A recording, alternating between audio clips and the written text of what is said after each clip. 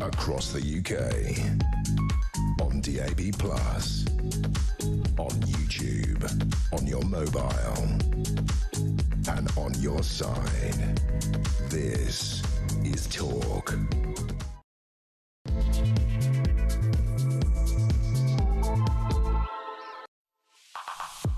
Good morning, this is Talk. I'm Peter Cardwell. Thank you so much for your company this morning. Do you feel abandoned by Labour? Well, a senior figure says that women have been abandoned by Labour. This is the former head of the Equality and Human Rights Commission, a Labour insider herself, Kisher Faulkner, who is a member of the House of Lords and former head of the Equality and Human Rights Commission, says that trans rights and grooming gangs have been neglected. It's been done badly, and Labour can no longer call itself the party of equality and feminism. It's lost touch with its fundamental values. What do you think about that? Do you feel abandoned by Labour for issues of women's rights or any other reason? You let us know. 0344 499 1000. The row continues as well about Zia Youssef on Question Time and the fact that there were people who've arrived in this country illegally on Question Time this week, questioning the panel. It got pretty heated. We'll talk more about that. We'll also talk about Tony Blair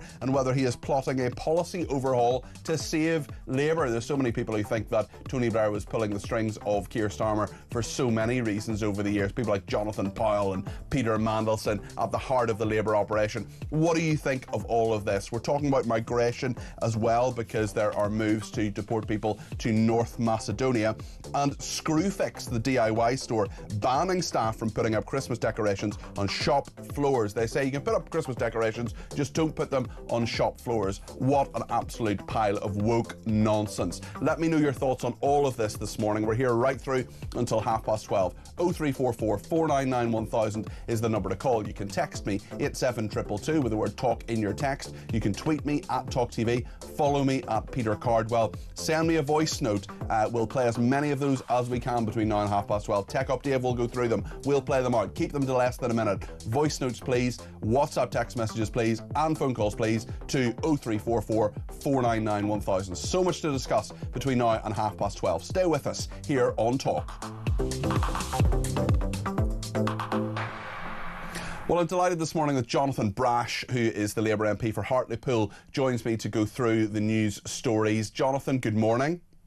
Morning, Peter. How are you? I'm very well, thank you. I think there'll be people in the Labour Party perhaps not so well, because Kishwar Faulkner, who is Baroness Faulkner, who was the former head of the Equality and Human Rights Commission, says Labour can no longer call itself the party of equality. It has lost touch with its fundamental values. It has abandoned women over trans rights and grooming gangs, rape gangs, and can no longer call itself the party of equality and feminism. Do you agree?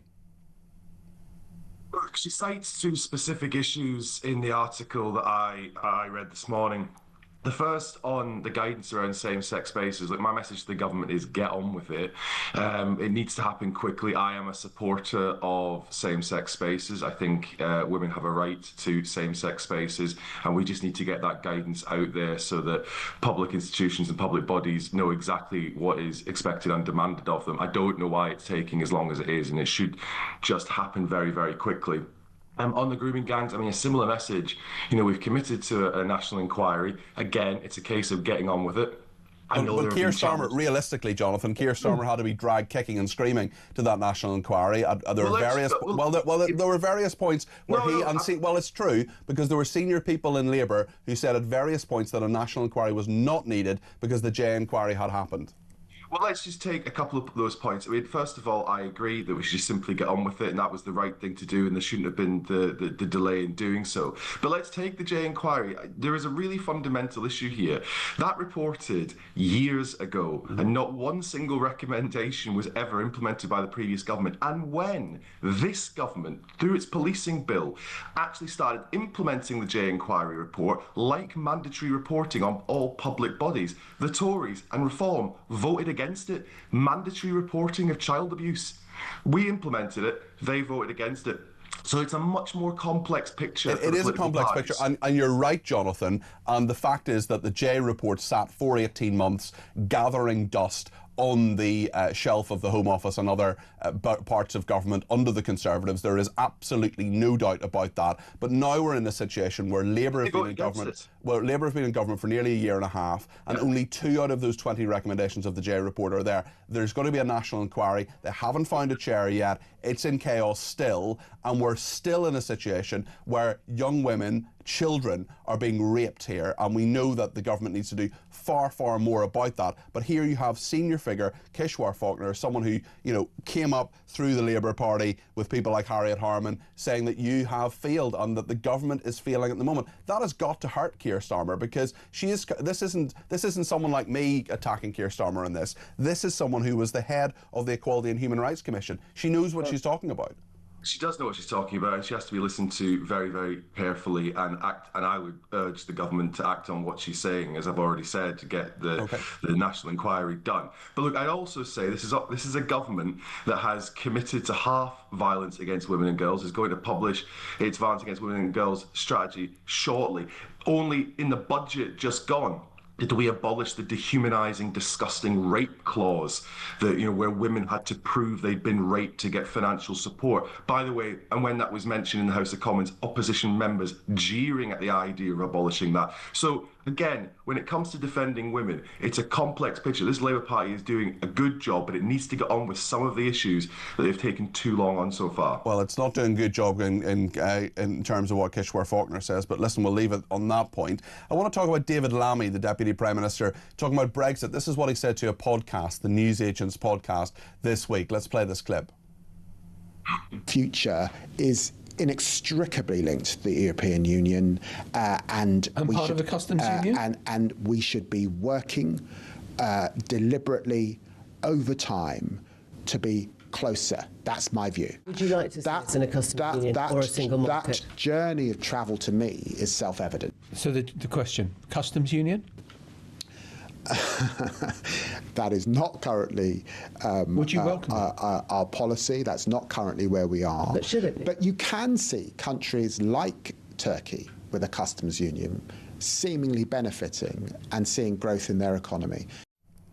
So, Jonathan, I'll tell you what our viewers and listeners see when they see the Deputy Prime Minister of this country, the Justice Secretary, former Foreign Secretary David Lammy, hesitating and laughing nervously, I would argue, when it comes to talking about the customs union. Clearly, he wants to go back into the customs union. Clearly, he wants to reverse Brexit, and there is a real fear from our viewers and listeners, most of whom voted for Brexit. There was a democratic vote in 2016, and they fear that your party and the Labour government is going to reverse this, or at least ameliorate this, in their view, to some degree, especially when it comes to things like youth mobility. We're talking about immigration in regard to that later in the programme today. They don't trust Labour to properly implement the spirit and the letter of what people voted for in 2016. And that was nearly 10 years ago, and there's still no trust in Labour in regard to that matter. What would you say to that, Jonathan? The Deputy Prime Minister can pine after a customs union or a single market membership all he wants. He isn't going to get it. Let's be absolutely clear about this. The only group of people that can take us back into the customs union, can take us back into the single market, can take us back into the European Union is the British people. They took us out, and they would have to take us back in. And there is no appetite for another referendum. So should David Lammy just have been absolutely clear and said, look, I may want it, but it's not going to happen? Because that's essentially what he said there, and that's not helpful, is it?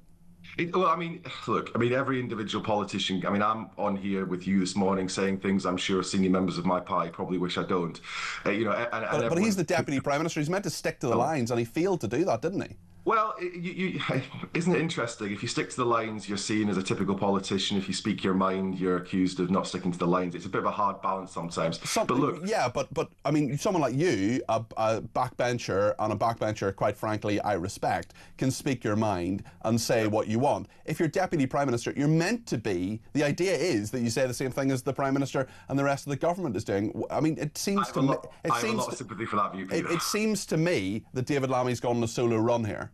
Yeah, look, let's be clear. Government policy is crystal clear. We're not re-entering the single market. We're not re-entering the customs union. There's no chance of us re-entering the European Union. And none of those things could ever happen without the consent of the British people. And I think after the last referendum, there is no appetite for another referendum in this country for the foreseeable future. And I certainly wouldn't support it. Look, it's done. The decision's been taken. It was taken 10 years ago, as you said. It is over. We have to make the best now of the situation we find us in. It's right that we work with our European partners. Of course it is. They're a big source of trade for this country. We've got to make it work.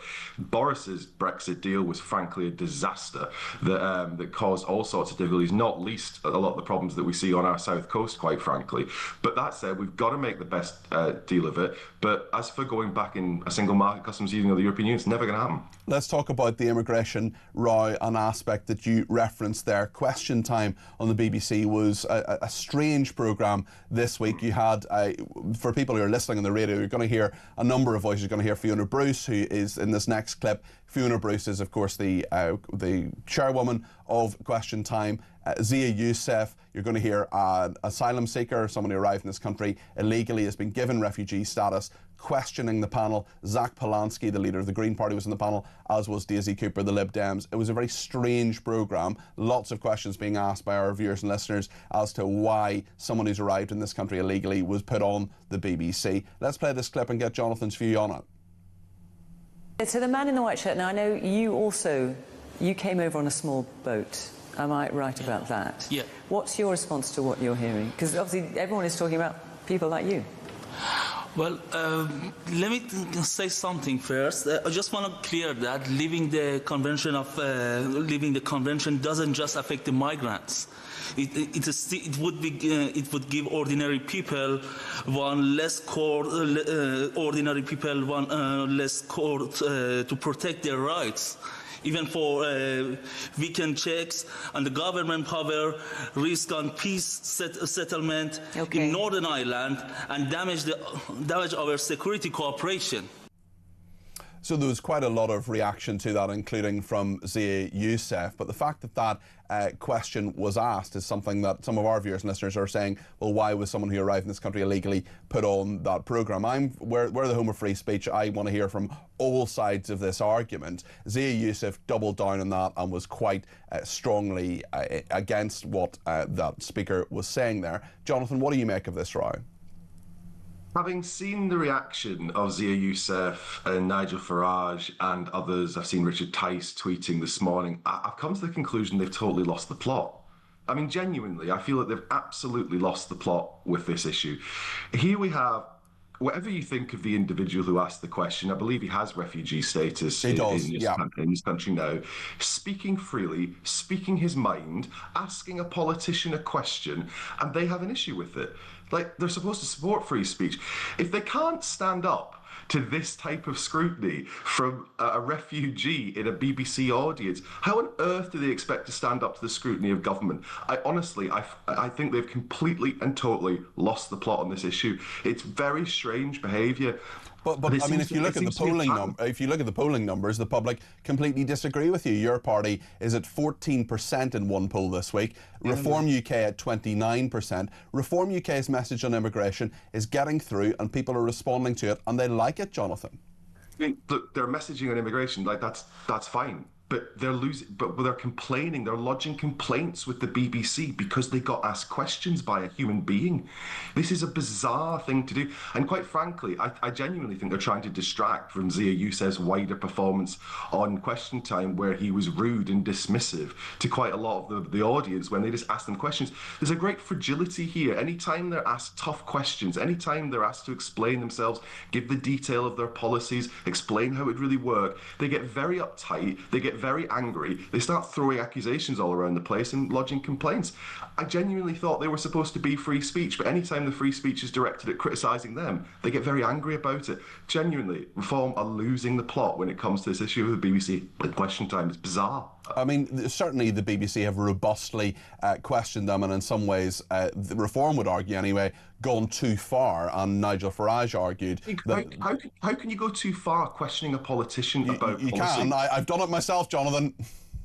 I mean, have you? How can you, in a simple idea of just asking people about their policy, what is too far? You don't like the person asking the question. Yeah, but if you look at how Richard Tice was asked the questions about Hitler and about Farage and so on the Today programme, it was pretty strong. And I mean, look, I'm all for robust questioning. I'm all for defending other journalists. But Reform UK certainly feel that the BBC don't treat them equally and don't treat them in the way that they treat, for example, ministers from your party. Well, I mean, listen, I mean, that's a subjective judgment, but all I see is every time criticism is directed towards any Reform politician, they get very uptight and they get very rude, quite frankly. I mean, I saw that footage just recently of Nigel Farage being questioned by a female journalist, and he launched basically into misogyny, referring to her as love. I'm sure he would deny that. It was pathetic. That was Michelle Hussein, I think you're referring to, on Bloomberg. I'm sure he would. Fabulous journalist. I'm sure he would deny that he is a misogynist. Listen, thank you very much, Jonathan. That's Jonathan Brash there, who's the Labour MP for Hartlepool. What do you think of what Jonathan said there? 0344 499 1000 is the number to call. And Mark says, regarding question time, imagine illegally entering another country, then being given a platform on that country's national broadcaster and starting talking about difficult international legal matters. Or maybe, just maybe, this guy was one of those immigrant lawyers the left like to bang on about. This latest stunt will backfire. I think people are finally opening their eyes to the BBC's biased ways, in Mark's opinion.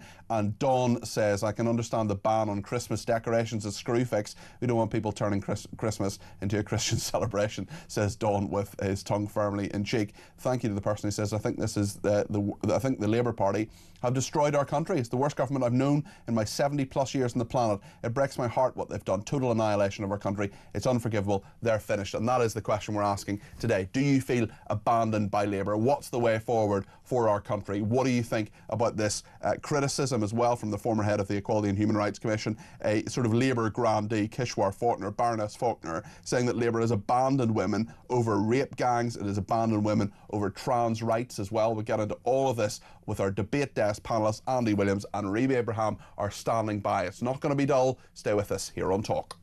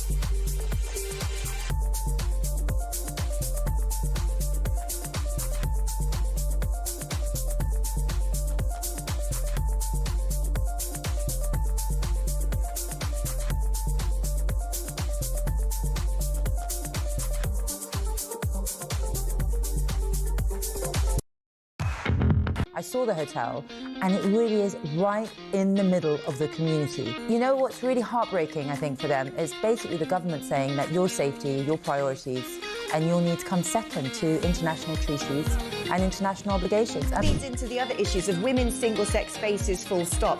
And it's driving me crazy that as a country we're not having the border debate, which is at the crux of all of this. You can see from Kamala Harris's failed campaign that even if you do have every single person in Hollywood behind you and you're paying them $5 million to do one speech for your campaign, it still won't work.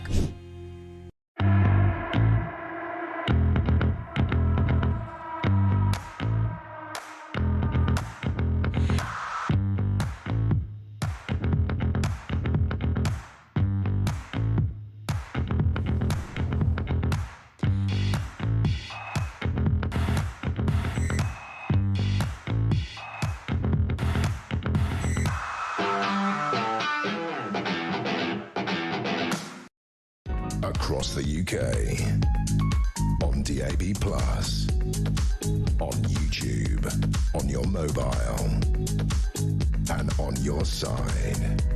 This is Talk. Thank you to Joanna in Salisbury, who says, hi Cardi P, Screwfix banning Christmas when they sell Christmas jumpers, hats, lights, etc. Guess it's free advertising, bah humbug.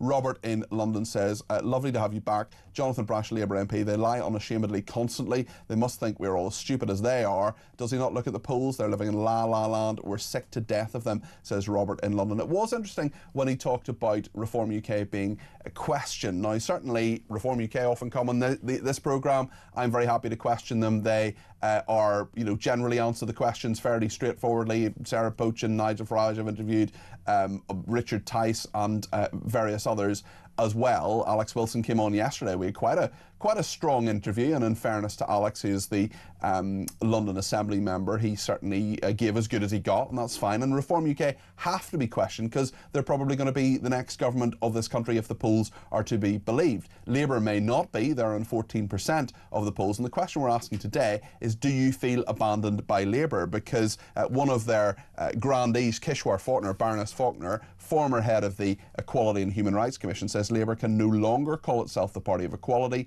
It has lost touch with its fundamental values. This is an interview with The Times. It has abandoned women over issues such as trans rights and grooming gangs, rape gangs, and can no longer call itself the party of equality and feminism, the former head of the Human Rights Watchdog has said. Well, I'm delighted that on the debate desk this morning is Reem Abraham from the Institute of Economic Affairs. She's their head of media, and the political commentator Andy Williams is here because it is the most wonderful time of the year.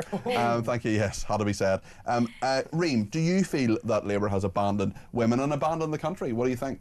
Good morning, Peter. Good morning. I think it's really interesting because the conversation around Rachel Reeves effectively saying that people are mansplaining to her, and I think that Kevin Badenoch really responded quite well at Prime Minister's questions after the budget last couple of weeks ago. So I think it's really interesting from that conversation because she said, we don't care that you're a woman, we care that you're incompetent. And I think that really this is the aspect of it. The Labour Party have women-only shortlists, and that's part of why the quality of female members of Parliament in the Labour Party are so low, because a lot of them have to then compete with just women. They aren't competing on the same level playing field as everybody else. In the Conservative Party, or in Reform indeed, if you want to stand for a seat, you've got to compete with everybody else. It doesn't matter if you're a woman or a man, you compete with everybody else. And so do I think that the Labour Party have let people down? I think absolutely. They promised not to raise taxes on working people, and they absolutely did. We're now facing the highest tax burden in British history. And I think when we're looking at this from a wider perspective, actually what the Labour Party have done is they've made promises that they're going to be different to the last Conservative government, and they made things worse. They made things so much worse for every single person in this country, and I do personally feel betrayed. Is that a fair criticism, Andy? I don't know if they've, made things worse. They definitely haven't made things better. Growth is down, we've got taxation up, we've got the OECD, those economists saying that the economy is getting worse. I mean, they have made things worse to some degree. I think, look, let's see, because we're taking a snapshot in time. Having said that, I feel let down as somebody who voted Labour, who was very enthusiastic actually about voting Labour at the last election. I don't know a single person among friends of mine who, and believe it or not, by the way, I have friends who don't vote Labour, but among friends of mine who did vote Labour, and actually a lot of people my age who live in London, who do the sorts of jobs I do, did vote Labour. Like that is quite a natural constituency. Everyone feels let down. And they feel let down because A, Promises were made that could never possibly be kept around tax rises, and they shouldn't have made them, and that is incredibly frustrating because they lost people's trust. Rachel Reeves absolutely categorically lied in the run-up to the budget about the fiscal position, and so I think the credibility of this government is shot to bits. Do you think Rachel Reeves should resign? I don't think she should resign because I don't think it would be good for the economy or for the country if she resigned, because I think the markets would freak out. But in normal times, in less jittery economic times, I think, absolutely. It's also who you get next. Yeah, right. exactly. And that's the thing. It's better the devil you know. I was talking to some friends about this last night. You know, in an ideal world, the person who I obviously think should replace Keir Starmer is Wes Streeting. But the problem with the Labour Party membership is that they're way to the left of me, and they're to the left of Keir Starmer and Rachel Reeves. But even Streeting is given up. And they're saying, well, if you look at some of the polling that's been done of Labour members, they want Ed Miliband. They want Ed Miliband. Keir Starmer is on -3. -3. If you look, talking about Labour members, I'm not talking about the country. I'm talking about his approval rating amongst Labour members. And it would be is -3. Even worse if you ask Labour MPs. By the way, I mean his colleagues. Rachel Reeves has colleagues who are openly criticising her now.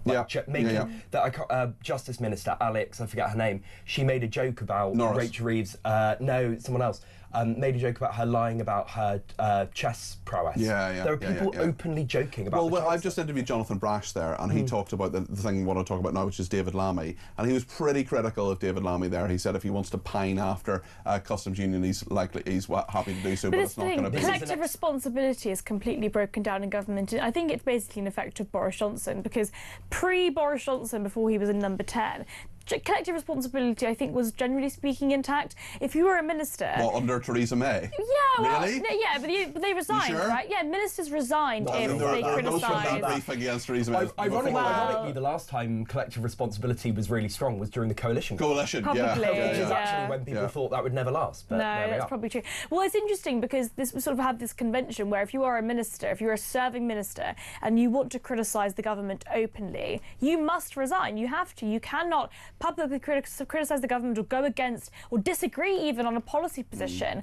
unless you resign, and that's completely broken down. Perhaps you're right, perhaps it's sort of post-coalition that's all broken down, and it does affect the credibility of the government because we all know things are going really quite terribly. I mean, Rachel Reeves has undoubtedly made things worse, and I don't agree that the tax rise promises couldn't have been kept. They could have been kept if they promised to cut spending. Well, sorry, let me clarify. I mean, I completely agree with that, and actually my big issue with the way Rachel Reeves, or the decisions Rachel Reeves has made, is that she was very clear in the budget that these were her choices, and they absolutely were choices. They were, and I think they're the wrong choices because what she has done is tilted the economy in favour of A, let's be frank, people who don't work, and B, in favour of people who work in the public sector. Now, there's nothing wrong with working in the public sector, but actually that budget was anti-anybody who works in the private sector, anti-anybody who earns even approaching decent money, anybody who wants to save, who wants to invest, taxing savings, taxing investment,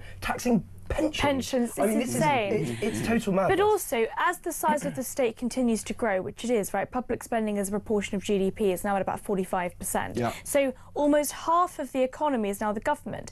As that keeps growing, you have more and more people that have an incentive to want the government to continue to grow. So I don't think that this is the last time we're going to see tax rises. We're going to see tax rises again next year, and the year after, and the year after, until we decide that we want to cut spending.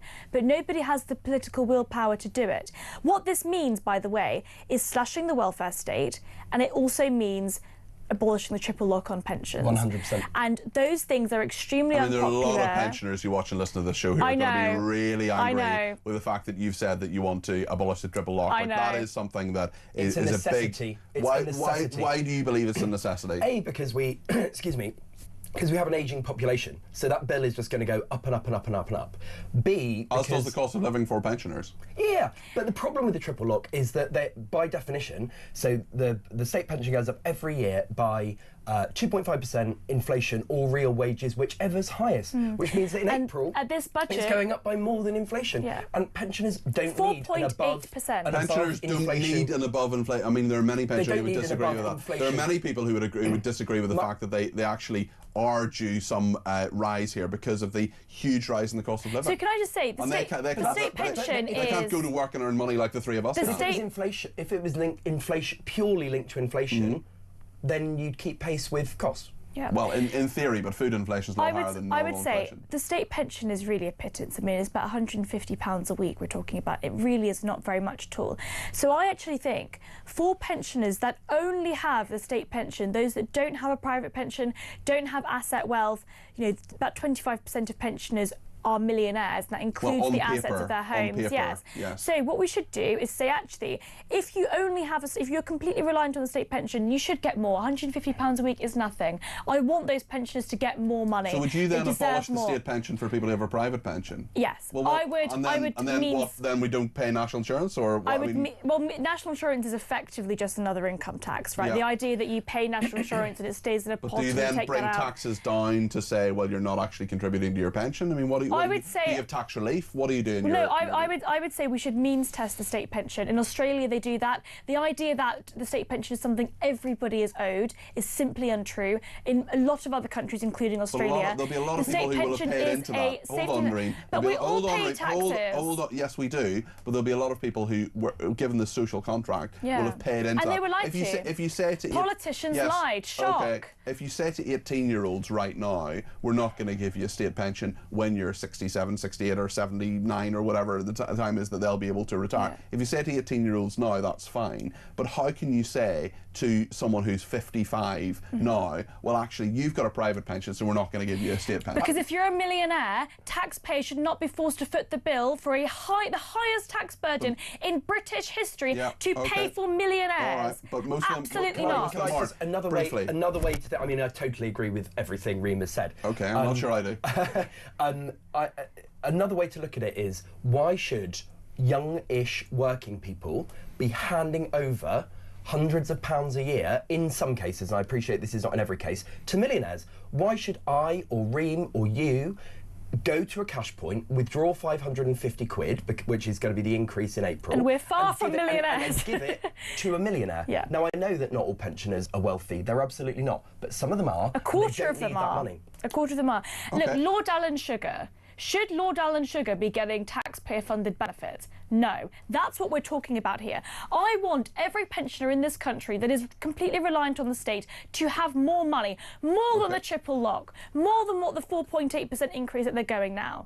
But unfortunately, that will come at the cost of those pensioners that are millionaires. And what we should also do, because a lot of that money, as we know, is in homes, is in houses, abolish stamp duty and make it easier for them to free up that equity. I have a feeling there might be a few pensioners reaching for their phones, given what Reem and Andy have said there. If you want to get in touch, and indeed if you want to talk to Reem and Andy as well, we can do that if you like. 0344 499 1000. You can text me 87222 or send me a voice note on the main number as well, 0344 499 1000. Stay with us here on Talk.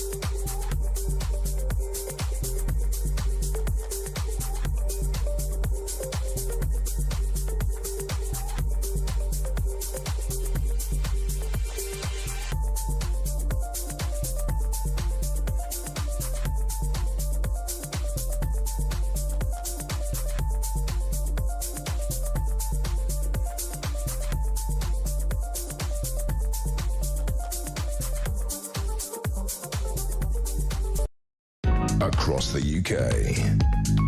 On DAB+, on YouTube, on your mobile, and on your side. This is Talk. Well, thank you to everybody who's been in touch, including Steve, who says at a minimum, if we keep increasing minimum wage, then pensions should be increased alike. And Neil says, typical of the Labour politician on your programme, Jonathan Brash, to accuse Reform of losing the plot over free speech, but when asked a question, doesn't give a genuine answer. Instead, he reverts to the same anti-Farage Reform UK mantra as used by Keir Starmer in PMQs. Also, Amanda's been in touch about Screwfix. This is an interesting one. In fact, you know what? I'll come to that in just a second. Andy, you made an interesting point just when we were chatting in the break there about not just a triple lock on pensions, but possibly a quadruple lock. Could you just explain a little bit about that to our viewers and listeners? Yeah, so this kind of slipped out in a discussion Rachel Reeves was having with Martin Lewis. The money-saving expert. The money-saving expert. I never make a financial decision without consulting his website. Absolutely. Never. That Wednesday email, fantastic. Yeah. They have basically, she was asked, will pensioners be asked to fill in tax returns and pay tax if their state pension income crosses the personal allowance threshold, which is about £12,500? And she said, no, we won't be asking pensioners to pay tax when that happens. And I think that will happen next year. So what we're saying is we're also giving people in receipt of the state pension a tax break. So it's a quadruple lock. And it's another mad thing. Yeah, there was the change to ISA allowances in the budget. Yes, it went down from 20,000 to 12,000. To 12, that's right. Yeah, I think that kicks in April as well. In April, actually. Presumably, yeah. But they've exempted over 65s. What? Why? Yeah, it's insane. But why? Of all the people who least need to be saving, because they're not investing in the year, long term when you're in your 60s, right? You're probably spending a lot of that money. It's just madness. Yeah, this government have created a high tax economy where we're spending money on people that don't need it, those that can work, that should work, that aren't working, and those that cannot work but honestly have enough money that they don't need to work. The only thing I'd slightly push back on is I don't think they have created it. They've just continued. It's a continuation of the policy of the last 15 years. It's effectively continued decline. I mean, we've got 1 in 4 working age people now out of work, which is absolutely insane. And I just think fundamentally what's going on at the moment is we have 25% of working age people not in work. Literally so much more money is now being spent on people that absolutely can work, and I think it's a waste of human potential more than anything. It's a human tragedy that we're now in this situation and we're spending huge amounts of taxpayer money on all of this, and ultimately this was inherited from the Conservative government, and the Labour Party and the government have just made things so much worse. They've just continued the perpetual decline. Reem, what would you say to Elisa in Chelmsford who's been in touch and says, oh Reem, she comes across as someone who doesn't give a hoot for older folk like me. Just wait till you reach my age, Reem, you will quickly change your tune. Yeah. Well, I do care about older people. I have older family members, of course, and I want those people that are completely reliant on the state pension to have more money, as I said. £150 a week is not very much. The problem is that the state pension needs to be means tested. The fact that people like Lord Alan Sugar, multi-millionaires, are in receipt of taxpayer-funded benefits, I think is unfair. Let me read out a few more messages on this. Lizzie in Telford says, morning all, morning Lizzie. Nice one, Reem. Pension triple lock, yes, remove it. Ridiculous. I'm a pensioner. I have a small NHS pension and a reduced state pension from years overseas. I'm not complaining. I'm also happy to contribute by paying tax. Those who struggle can claim benefits such as pension credit. Shall those of us who are able start looking after ourselves? Barbara in London says state pensions work the same way across the world. The current crop of earners pay taxes towards state pensions for the current group of retirees, who in turn had paid taxes for the previous retirees. It works the same way in the USA. If Reem and Andy believe certain pensioners should not receive pensions, then fund the sums they have paid to national insurance, says Barbara in London. What do you make of that, Andy?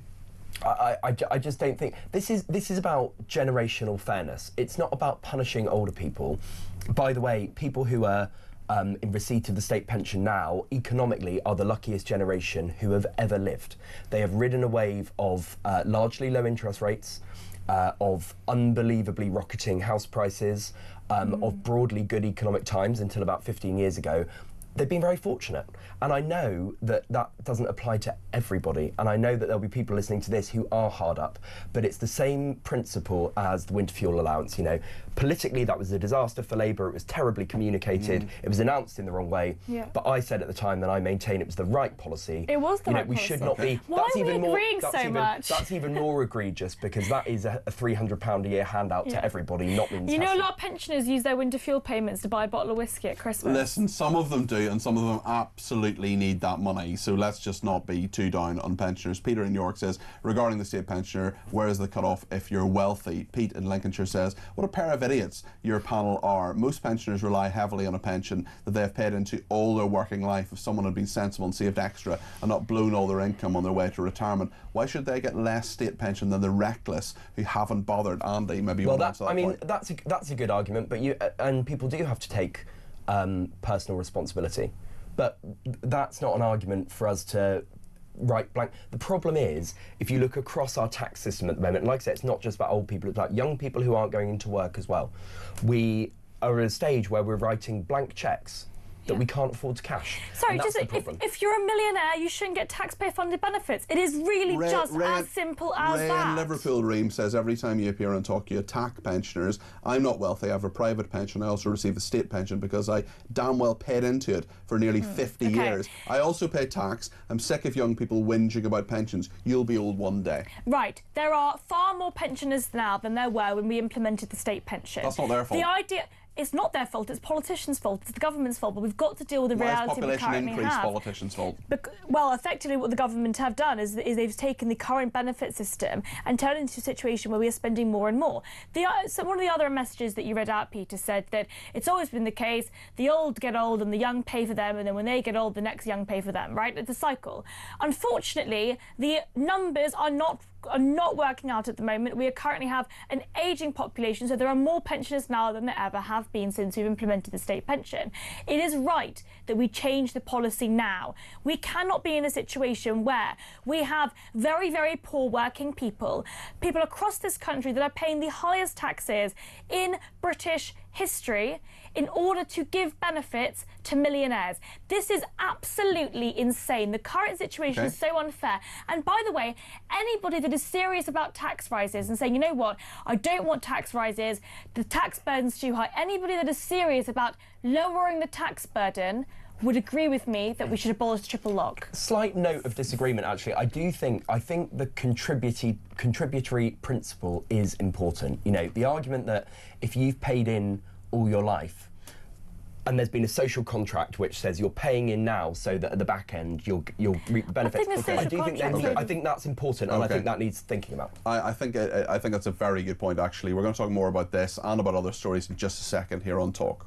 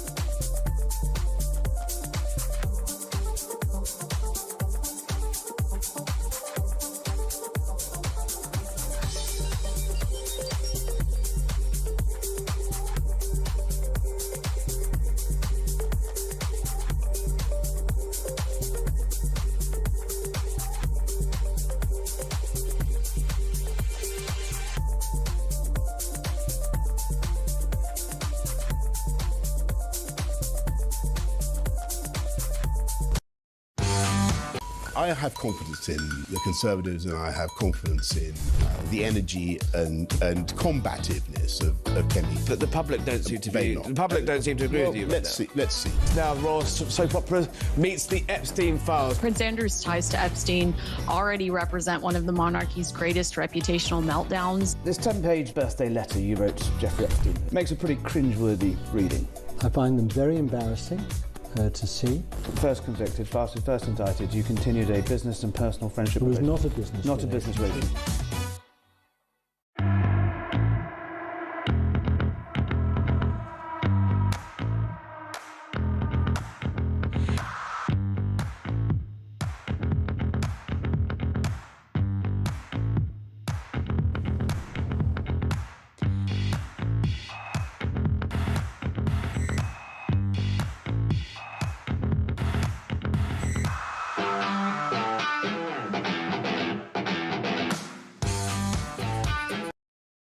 Across the UK, on DAB+, on YouTube, on your mobile, and on your side.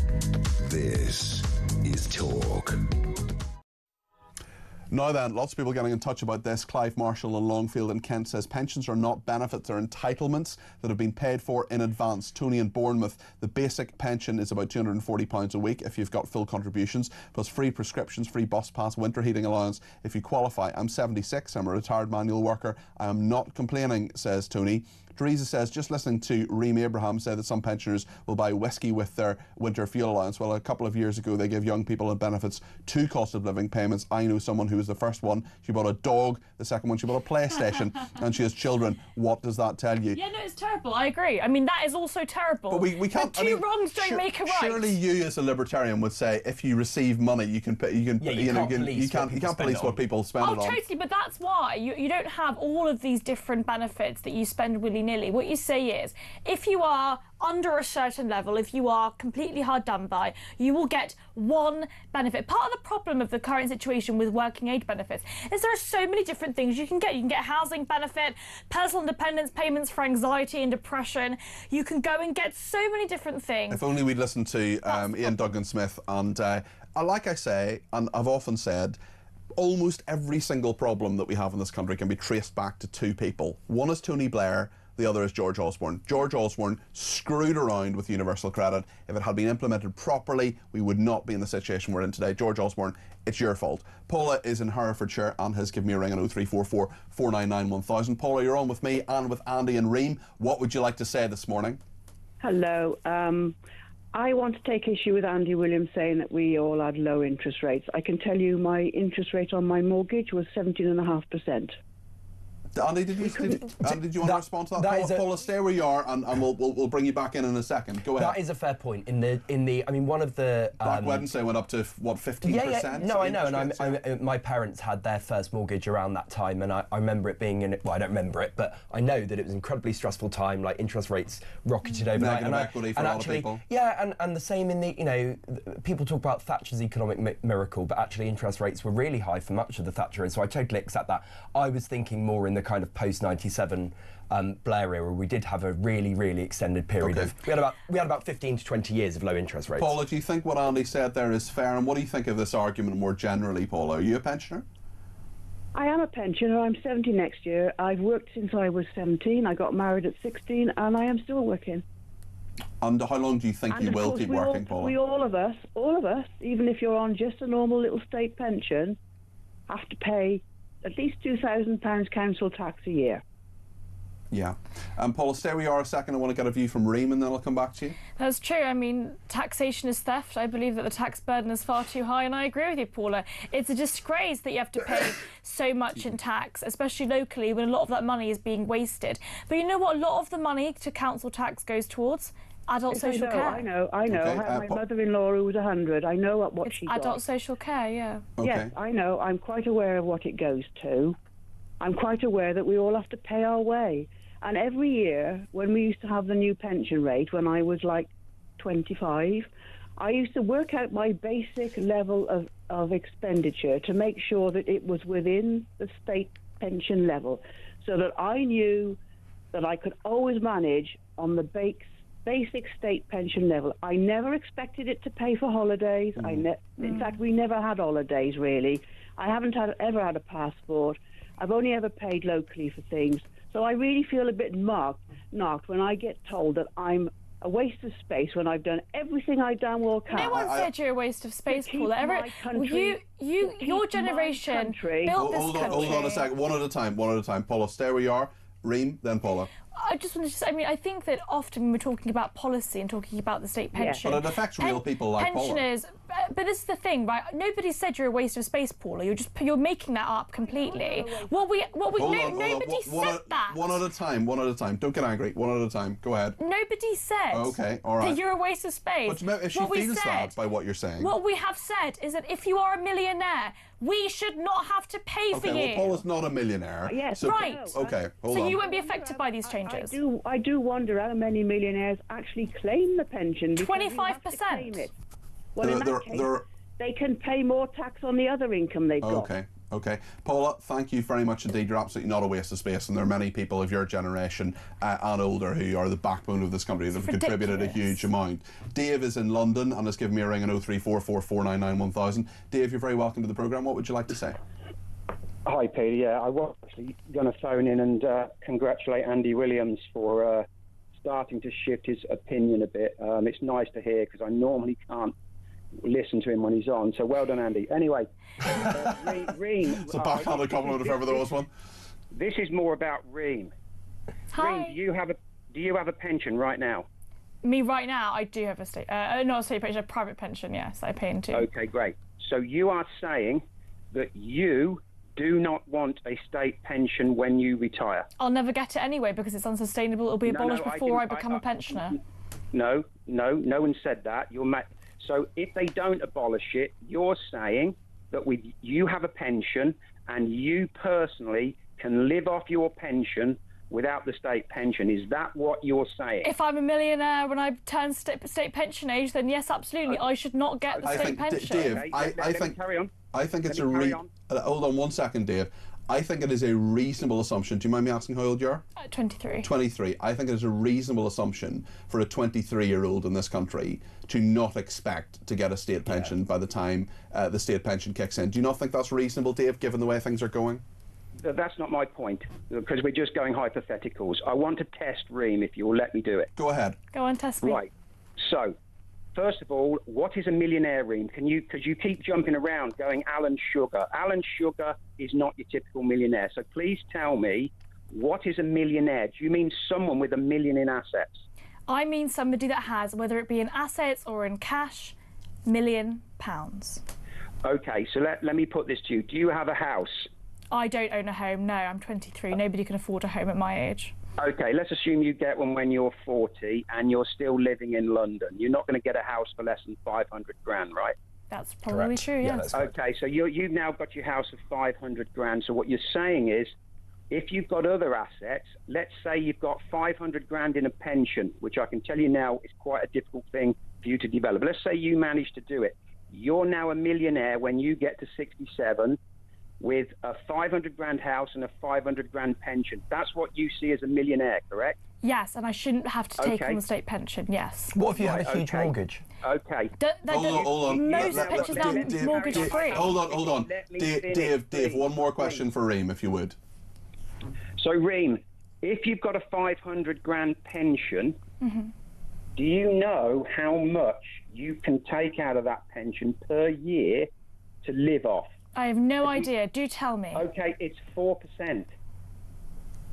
Right, of the private pension. With a 500 grand a year pension pot, you're down to about, 10 grand. That's all you'll be able to get from it. 500 grand isn't a lot in a pension pot. Well, it would be 20,000, wouldn't it, if it was 4%, yeah. 20,000 Well, still a low amount of money to live on for a year, yeah.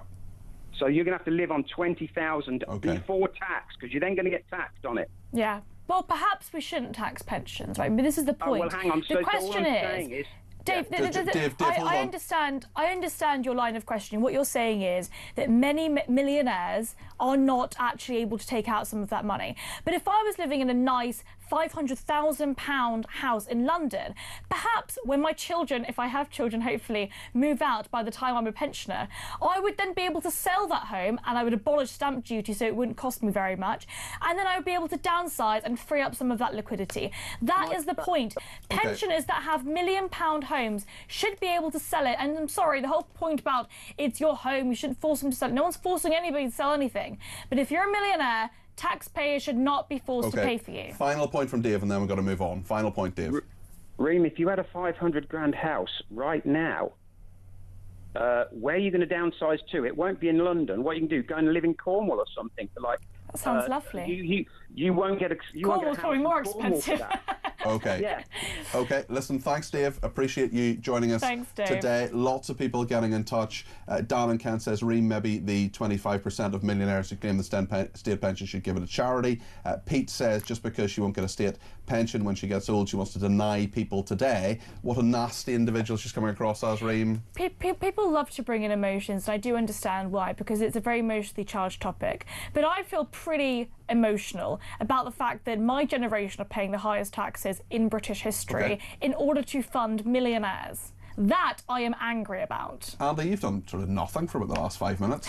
How are you getting on? You all right? I can't ever remember appearing on your show and being the person who got the least heat. It's absolutely, it's so weird. It's like an out-of-body... What do you think? We've got Dave calling up saying, oh, actually, I'm kind of coming round to Andy Williams. Thank you, Dave. Wonders never cease. Wonders never cease. Tell us your thoughts on the debate that we've had this morning on pensions. Look, I think it's really interesting. I think it's a debate that we absolutely do need to be having. The whole point... I don't think I actually would be as radical as Reem would be. But we do need to address it. The status quo is totally unsustainable. It's literally unaffordable. And when we're spending such an enormous proportion of our national income on servicing debt, we have to make difficult choices about where we are spending our money. And we need to look at the whole scope of the benefit system. And I know someone said it's an entitlement, not a benefit, but it is part of our welfare state. And we need to look at it from top to bottom, intergenerationally. We need to be looking at people who are going straight out of school onto benefits, and we also need to be looking at pensioners. We need to look at the whole scope. Between 2021 and 2022, 63,000 people went from being economically inactive because they were students to then being economically inactive because they were long-term sick. Yeah. That's insane to happen in a year. That's a major problem. We didn't even get to Christmas jumpers and Screwfix saying that they can put Christmas decorations up. But listen, thank you both very much for a lively debate desk with Reem Abraham and the incredibly popular Andy Williams. Maybe it's because it is the most wonderful time of the year that he's been given a bit of a break today. Thank you to everybody who's been in touch. There's loads more to come, of course. We'll talk about immigration next, actually, and more about pensions. So do get your calls in. 0344 499 1000 is the number to call. We'll talk about that BBC row. We'll talk about what Jonathan Brash said earlier on as well, and about HSBC banning Christmas jumpers and Screwfix banning staff from putting up Christmas decorations on the shop floor. Tell us what you think about all of that next here on Talk.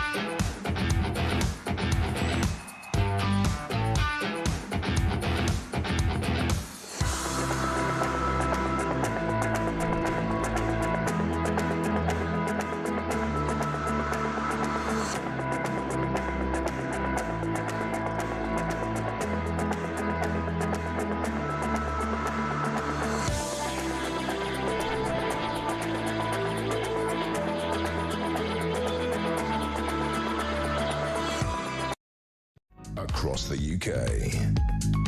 On DAB+. On YouTube. On your mobile. And on your side. This is Talk.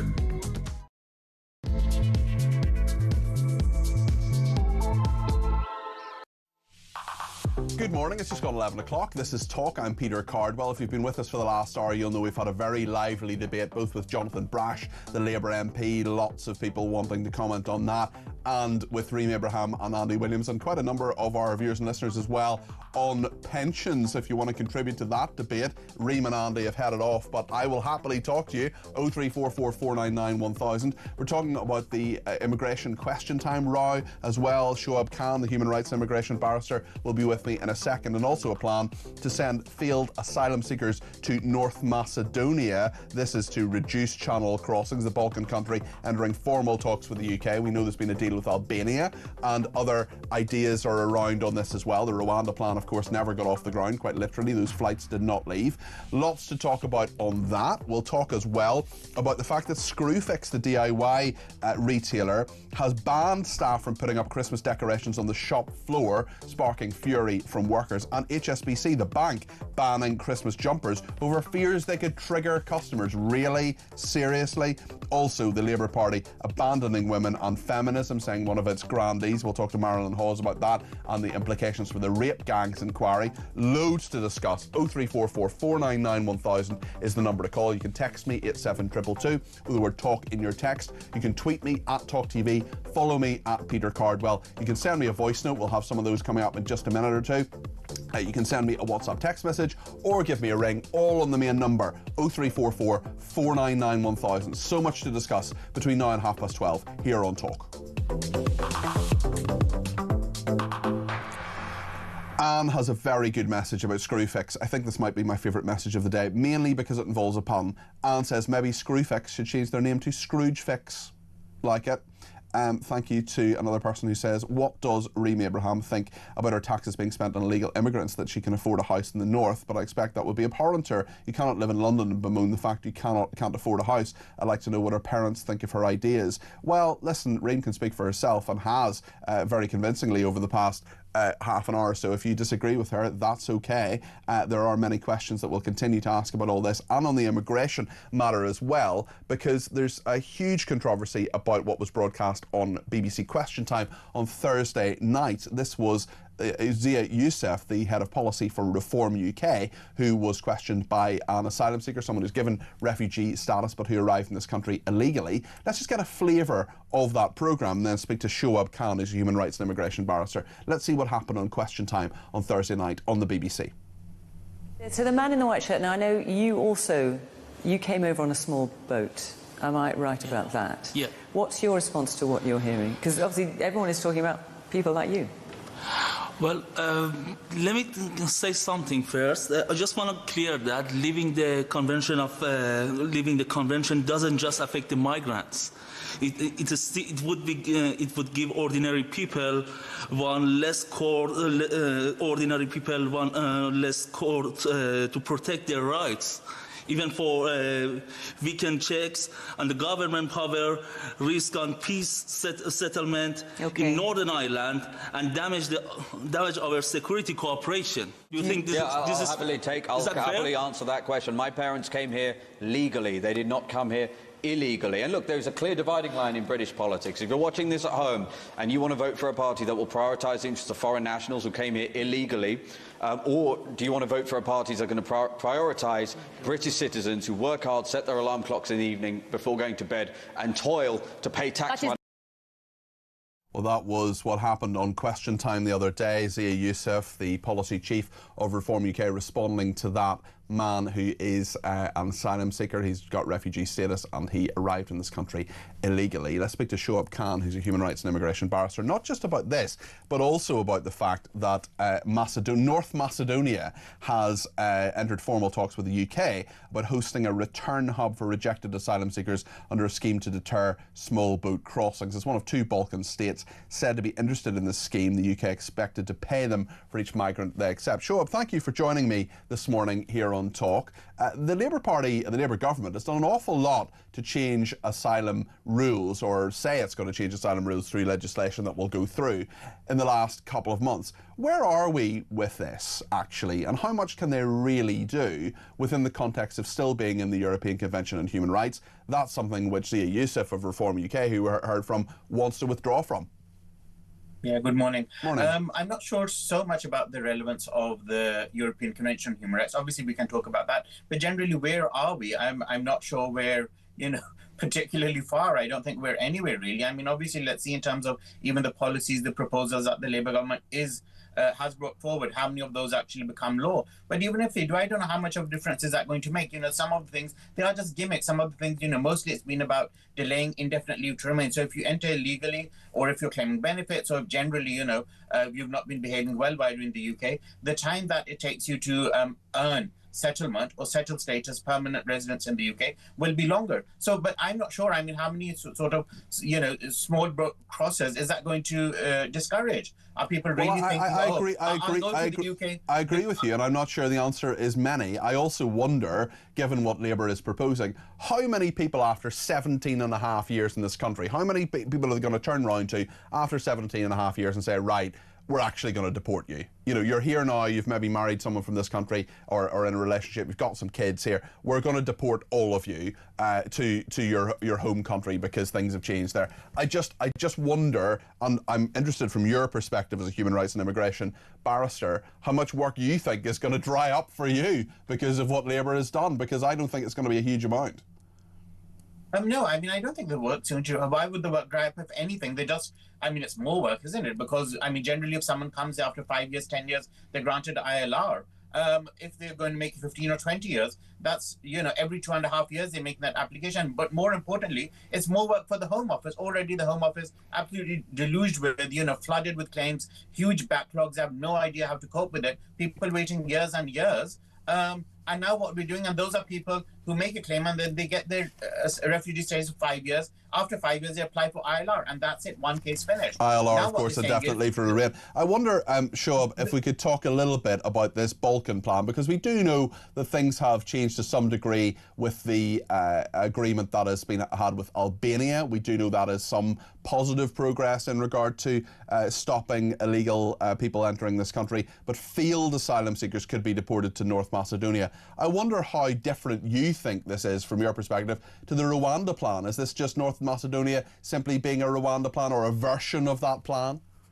No, I mean, in case it happens, I really hope it doesn't. I think, regardless of the legal point of view, any other point, I think just from a humanitarian point of view, this is usually what you do with, the First World does literally with, literal garbage or trash. What's wrong with deporting people who've arrived here illegally? If they've arrived here illegally and they're not actually asylum seekers, if you're an asylum seeker, okay, maybe we should take you. But if you're not an asylum seeker, if you're not here legally, why should those people not be returned to either their home country or to North Macedonia?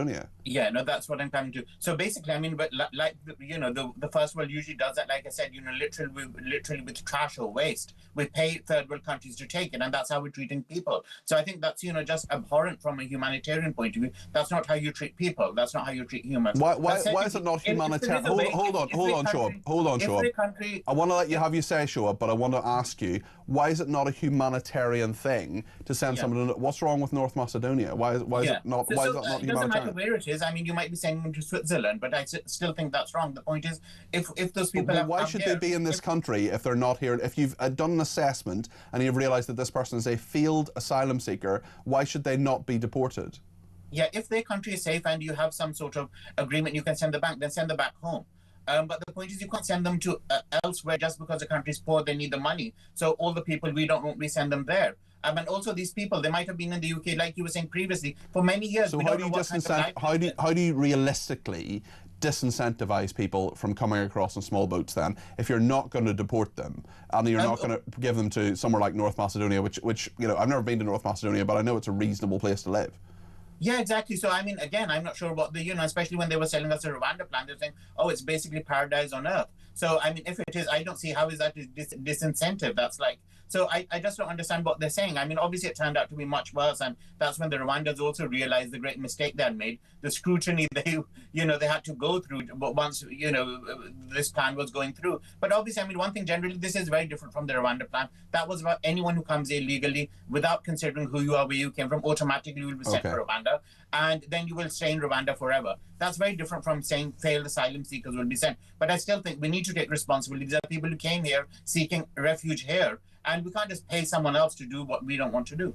But it's a question of whether they should get refuge here. If they're failed asylum seekers, if their assessment has been denied, well, I think we probably disagree on that point, Shoaib. But thank you very much for your contribution this morning. That's Shoaib Khan there, who's a human rights and immigration barrister. Appreciate him joining me on Talk this morning. I want to speak to Mark in Lincolnshire, who's given me a ring on 0344 499 1000. Mark, you've seen what happened on Question Time. What do you think about how Zia Youssef responded to that question? Quite poorly, really. I was quite disappointed because, when I was watching that, my initial response was to do exactly what I'm about to suggest he should have done, which was essentially go on the attack, just flip all of that completely round. He's been, they've surprised him with this, obviously, at the last minute before the show started.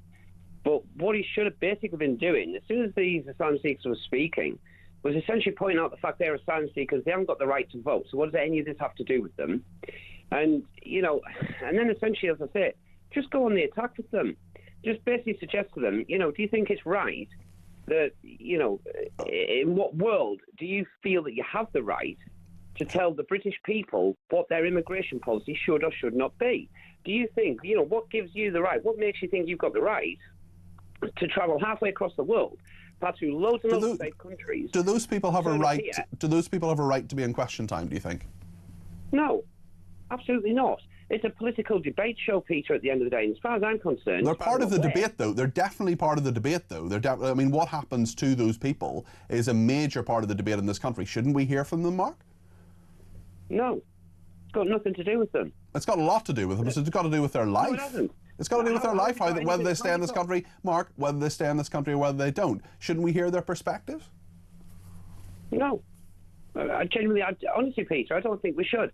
At the end of the day, because the problem is, the whole reason they put those people on there to start with was the same old left-wing thing. Let's play on your heartstrings. Because if you remember, on that programme, you had one of them going on about, he now has a 4-month-old child here and all this kind of stuff.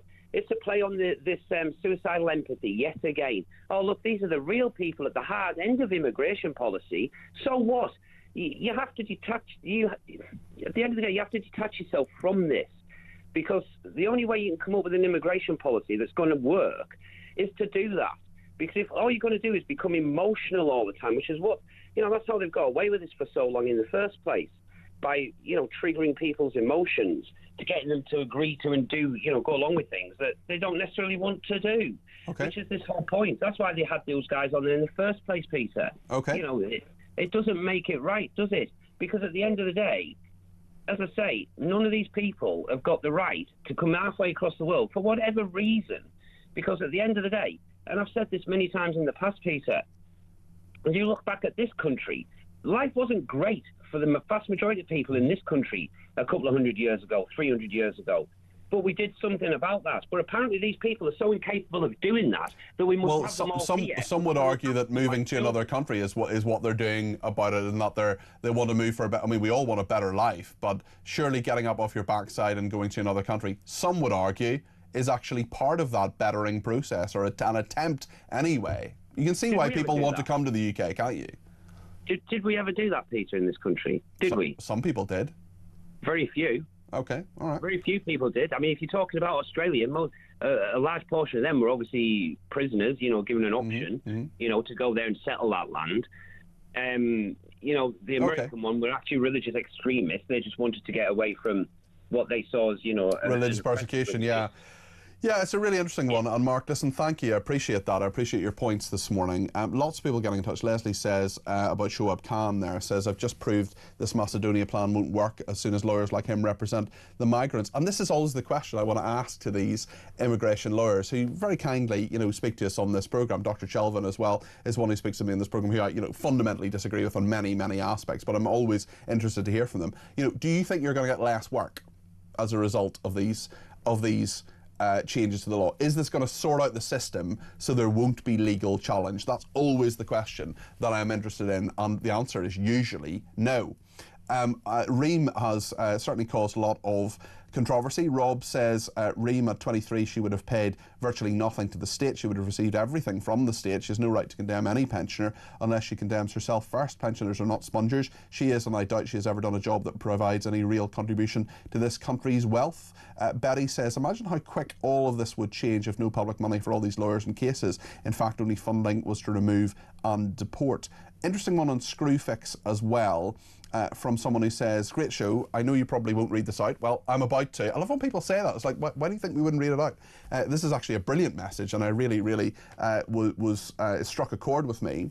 So this person says, you know, I'm withholding my details for obvious reasons. That's absolutely fine, totally get that. As a tradesman, I spend over £1,000 a month in various Screwfix stores. I've been in my local one this morning. I had a chat with the manager, who I know well. She said they're not allowed Christmas decorations in public areas, but are allowed them in the staff room. This is because they feel it may cause offence to other people, although they can put things up for Eid, the Muslim festival of Eid. They have also changed their Christmas raffle to the winter raffle. It's disgraceful. This country has gone mad. Have a great day. I'm very happy to read out that message, and I love when people talk about their personal experience there. I wonder, I mean, you clearly get on with the manager there. You clearly, you know, like the people who work in the store. I just wonder whether you're going to continue to go to Screwfix and to make sure that you're giving them lots and lots of money, £1,000 a month, because you're a tradesman. Now, Screwfix, as we know, have, as on HSBC as well, banning Christmas jumpers over fears they could trigger customers. I mean, I just think this is absolute nonsense. When I see, decorations for Holi or decorations for Diwali or whatever, it doesn't offend me. I don't feel triggered by it. I just say, okay, well, there's another faith that I'm not a member of that is celebrating something. That's fair enough. Screwfix says it is still getting in the Christmas spirit. A spokeswoman said, our colleagues are wearing Christmas jumpers and we have the Screwfix Christmas jumper and socks for our customers to buy. Sales of both, along with our raffle, raised money for the Screwfix Foundation. But it is now a winter raffle rather than a Christmas raffle. Stop cancelling Christmas. Christmas is a big, big festival. Loads of people celebrate it, Christian and non-Christian, and it is a Christian festival, and it is on the 25th of December. And I will say, I'm very much looking forward to it, mainly because I'm getting a new pair of shoes. Right then, lots to discuss. Be sure to give me a ring, 0344 499 1000. Stay with us.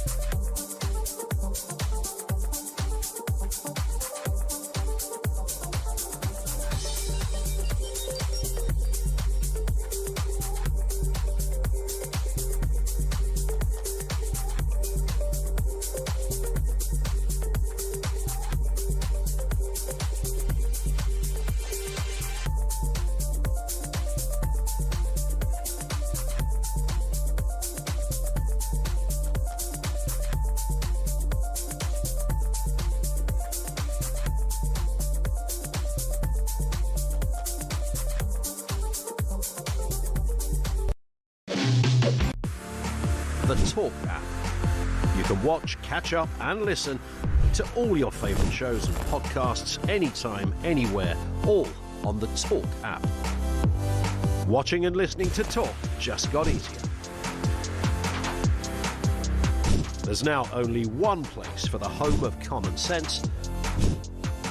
So head over to your App Store or Google Play and search Talk now.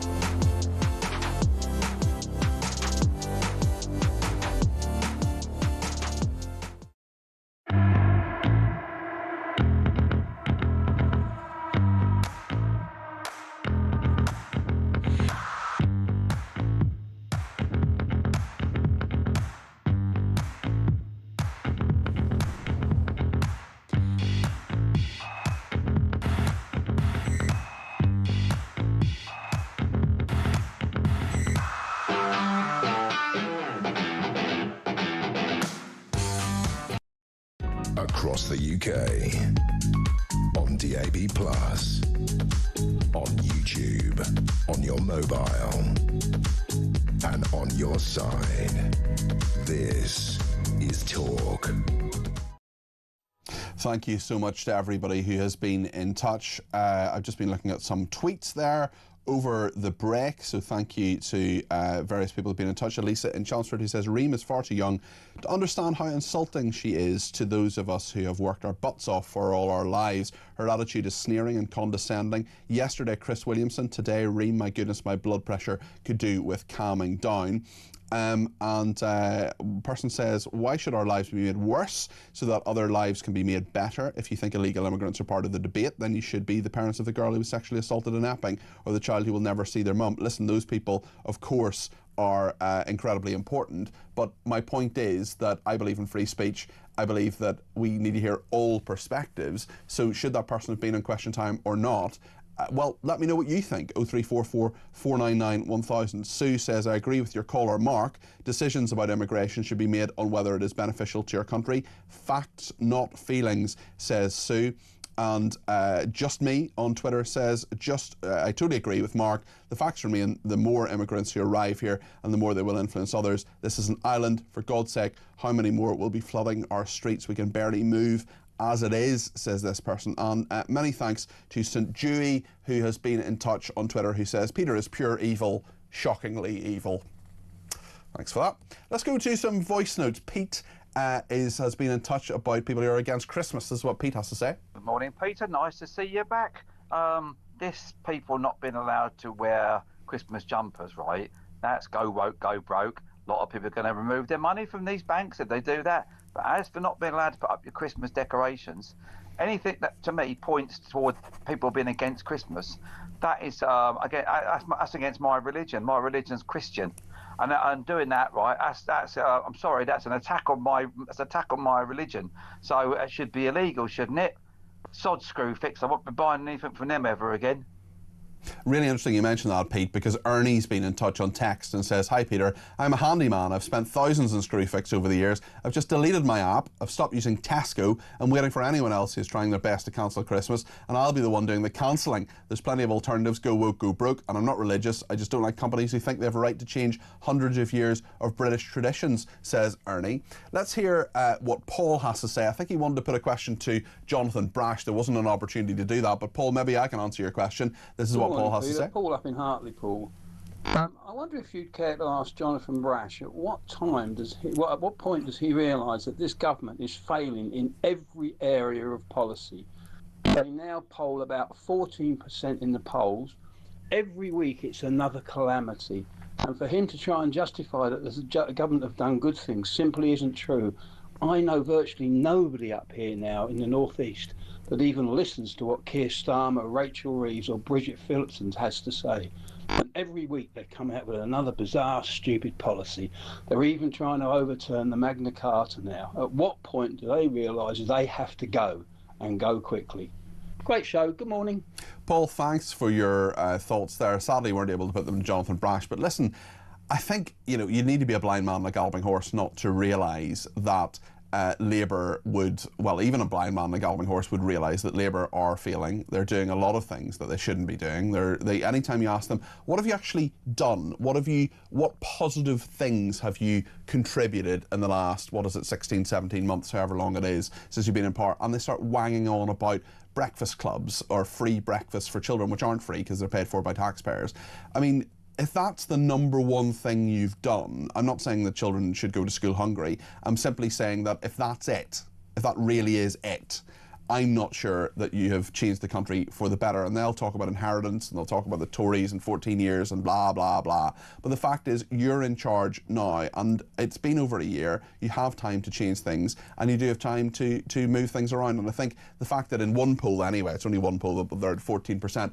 The fact that actually, if you look at what I was talking about earlier, the approval rating that Keir Starmer has amongst Labour members, amongst people who have paid money to be members of the Labour Party, well, that's -3 if you ask people favourable or unfavourable. It's -3, and the most popular person amongst Labour members, if there was an election for leader of the Labour Party tomorrow, the winner would be Ed Miliband. Really? Think the country's going to be better under Ed Miliband?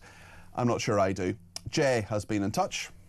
Morning, fantastic show as always. I'd just like to say, so a friend of mine tried to attend the exact same show in his local town in 2011. And he's a taxi driver in the area. He literally knows everyone in the town, or by sight anyway. And he said when he watched it back on telly, Question Time, not one member of the audience he knew.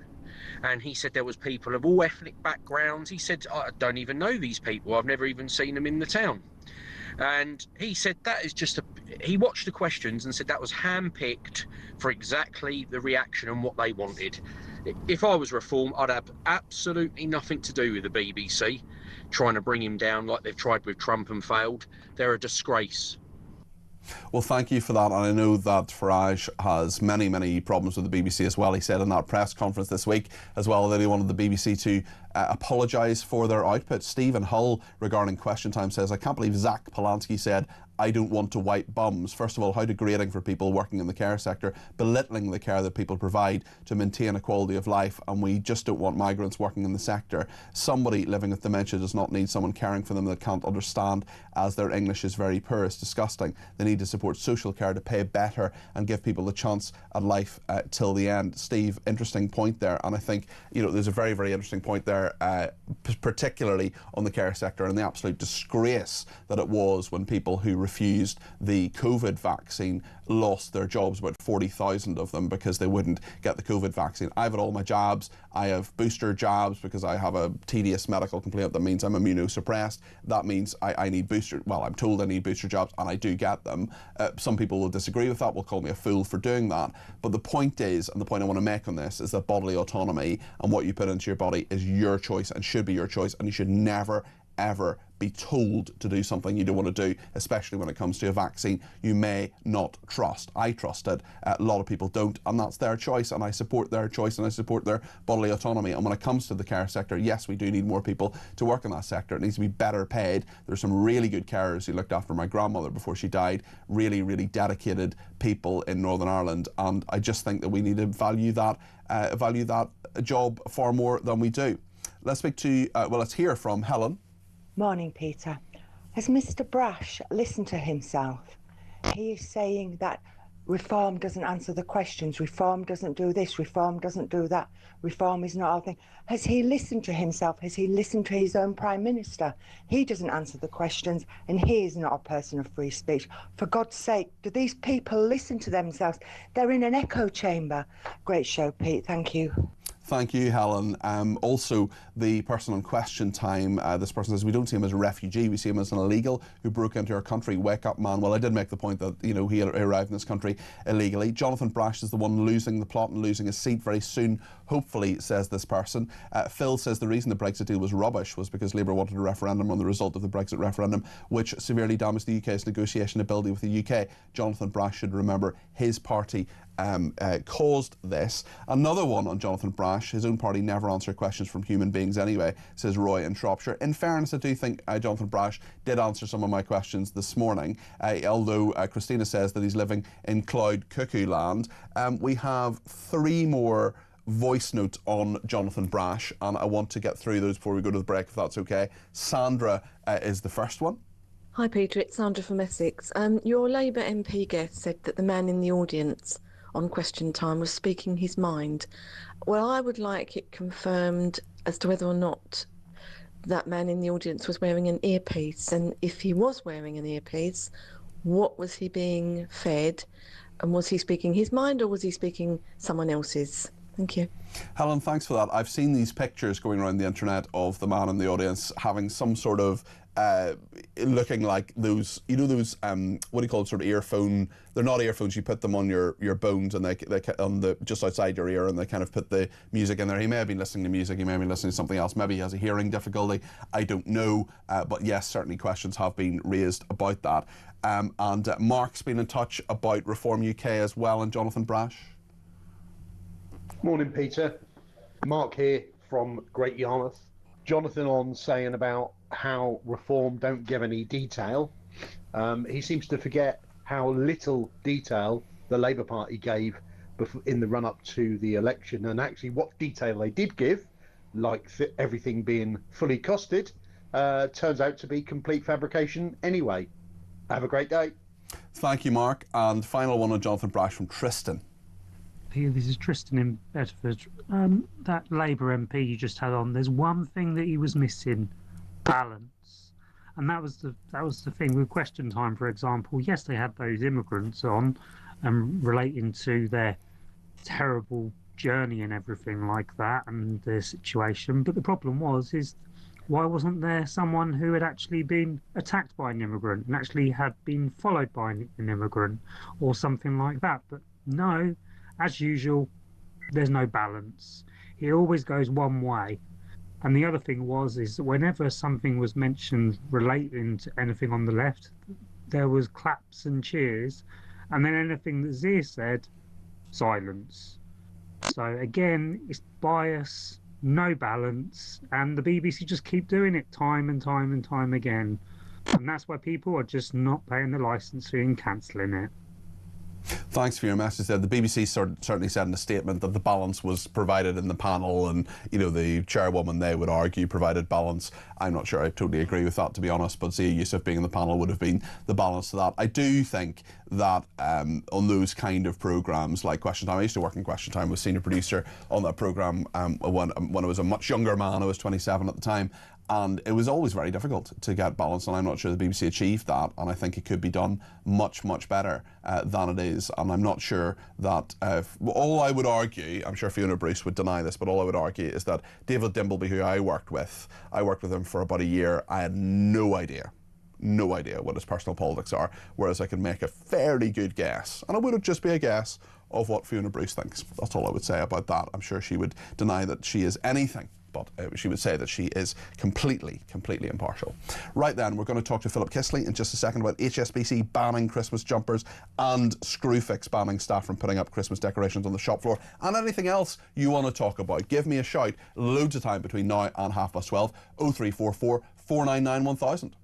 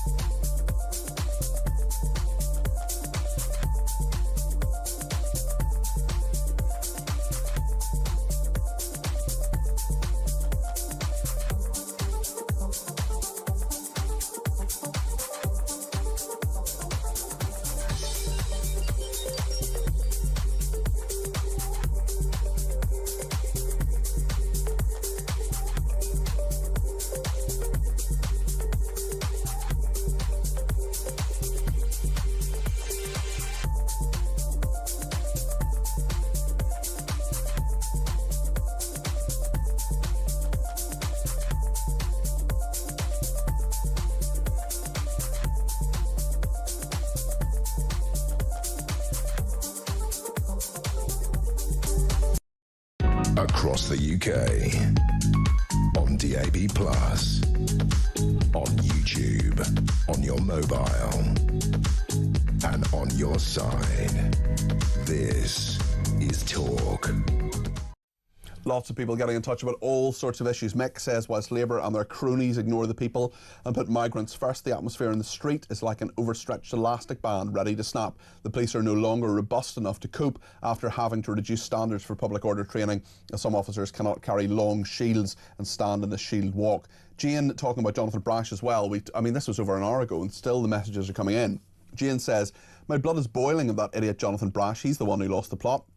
You can't tell me migrants who could hardly speak English has ever read anything about the Northern Ireland Protocol. He was a total plant and just shows the left-wing bias of the BBC in Jane's opinion. He's not a voter, so why is he allowed to question our politicians? I'm fuming.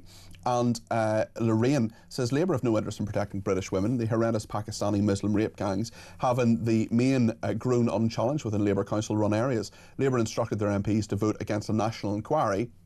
And Jess Phillips has been conspicuous by her absence.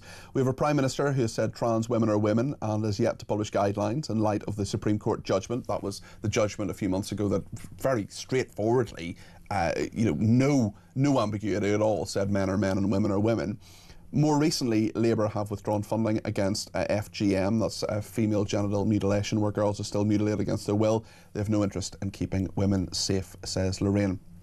Let's talk about, well, actually I'll read one more from Ant, who says Labour is simply jealous of reform. So funny to see, and to say reform have lost the plot 4 times is disgusting behaviour. It's always me with Labour. Again, talking about the Jonathan Brash interview.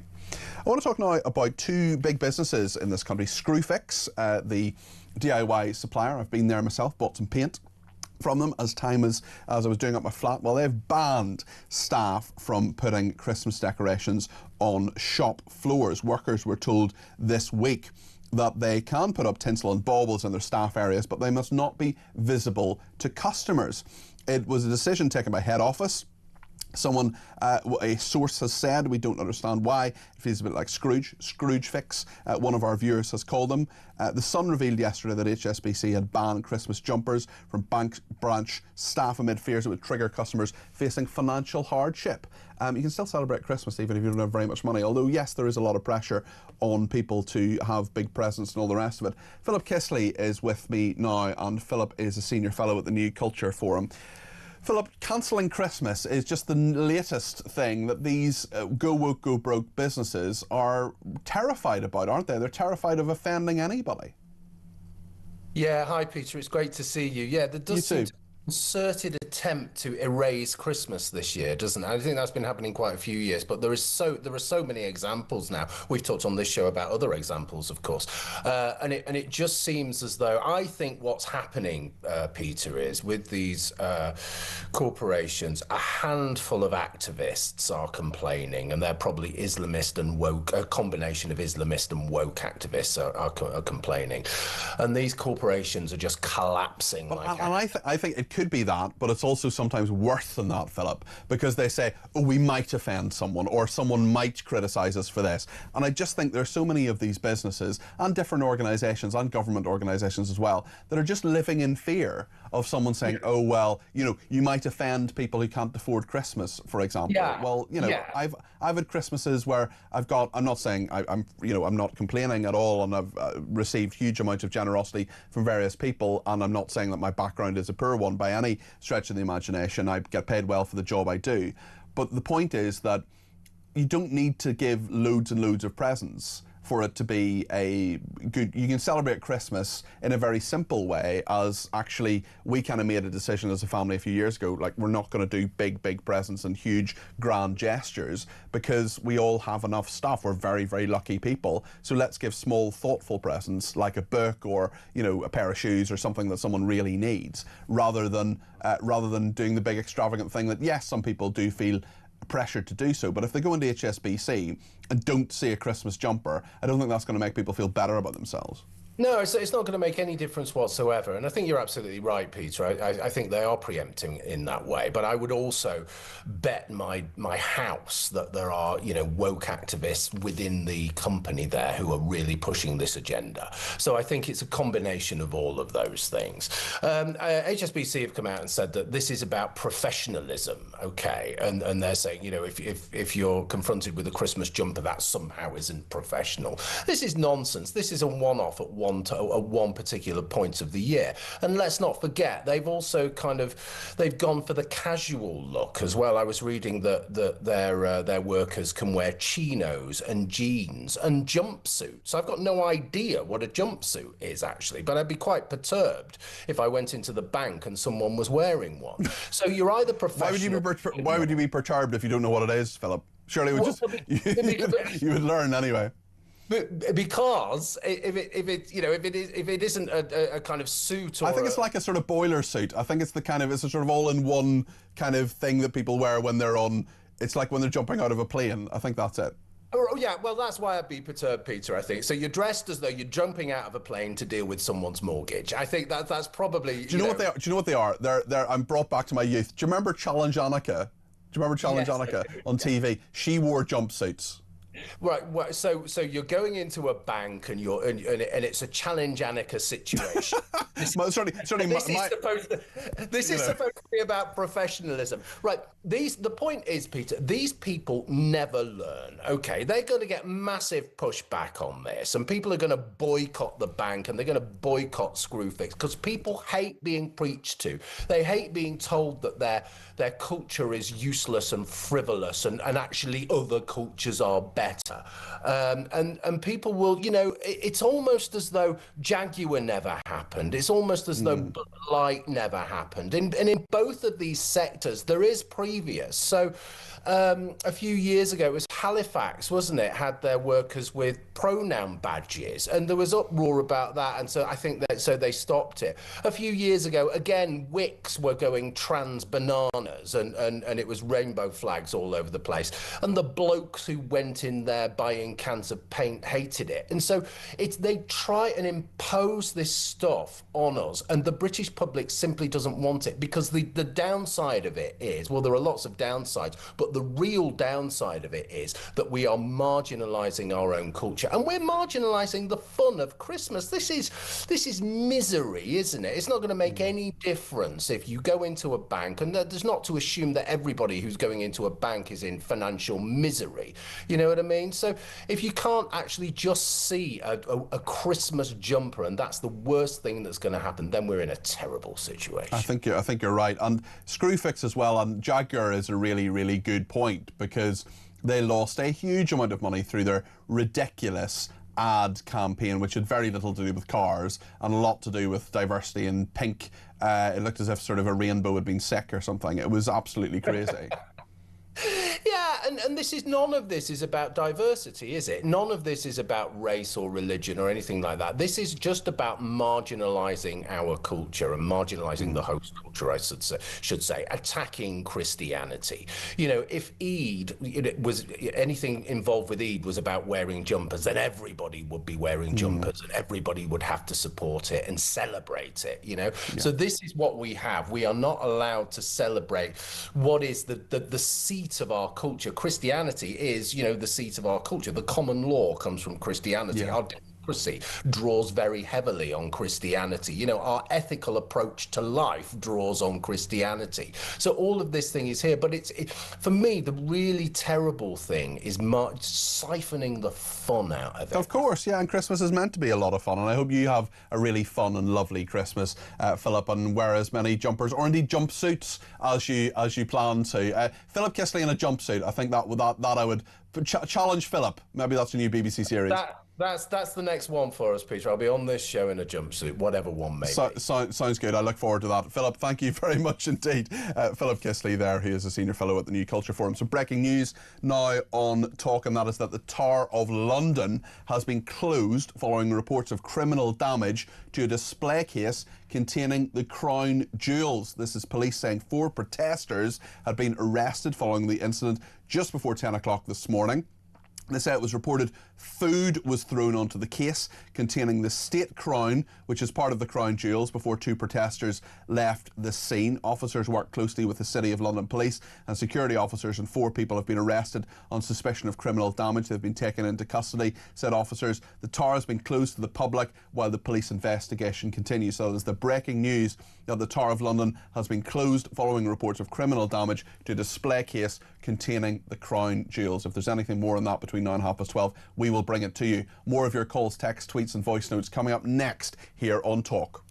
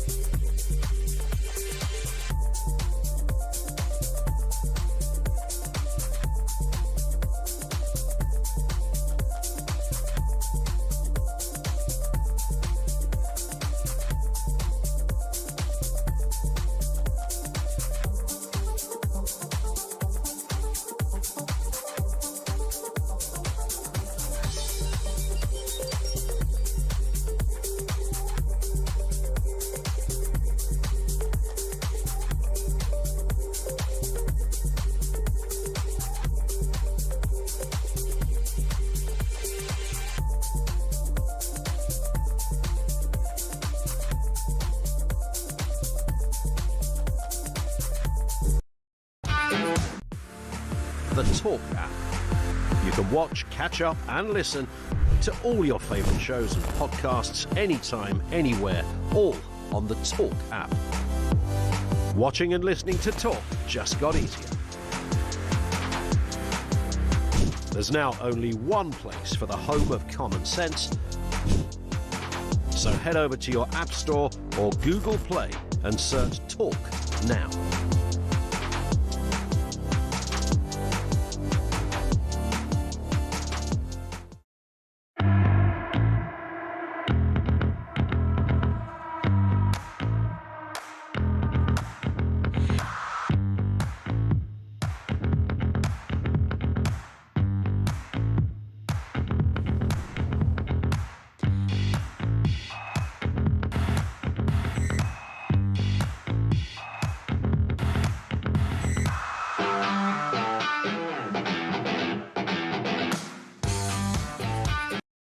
Across the UK, on DAB+, on YouTube, on your mobile, and on your side. This is Talk. Thank you to Jason from the Lake District, who says, if breakfast clubs are your best achievement after 18 months in government, then you really are unfit for office. Jason also says, you're taking your audience for fools. You have never stepped foot in a Screwfix store, Peter. Do you know what? I did lie about that. I absolutely lied. I've never stepped foot in a Screwfix store to what I know. The one I was thinking about is a Leyland, which is very similar, I think, to Screwfix. I think they're quite similar. So I thought it was a Screwfix, but it's actually a Leyland that I have been in before, I promise you. And I bought some paint, and it was pretty pricey, to be brutally honest. But anyway, I got the lay of the land from them. Let's speak to Robert in Nottinghamshire about immigration. He's given me a ring on 03444 499 1000. Robert, you're very welcome to the programme. What would you like to say? Good morning, Peter.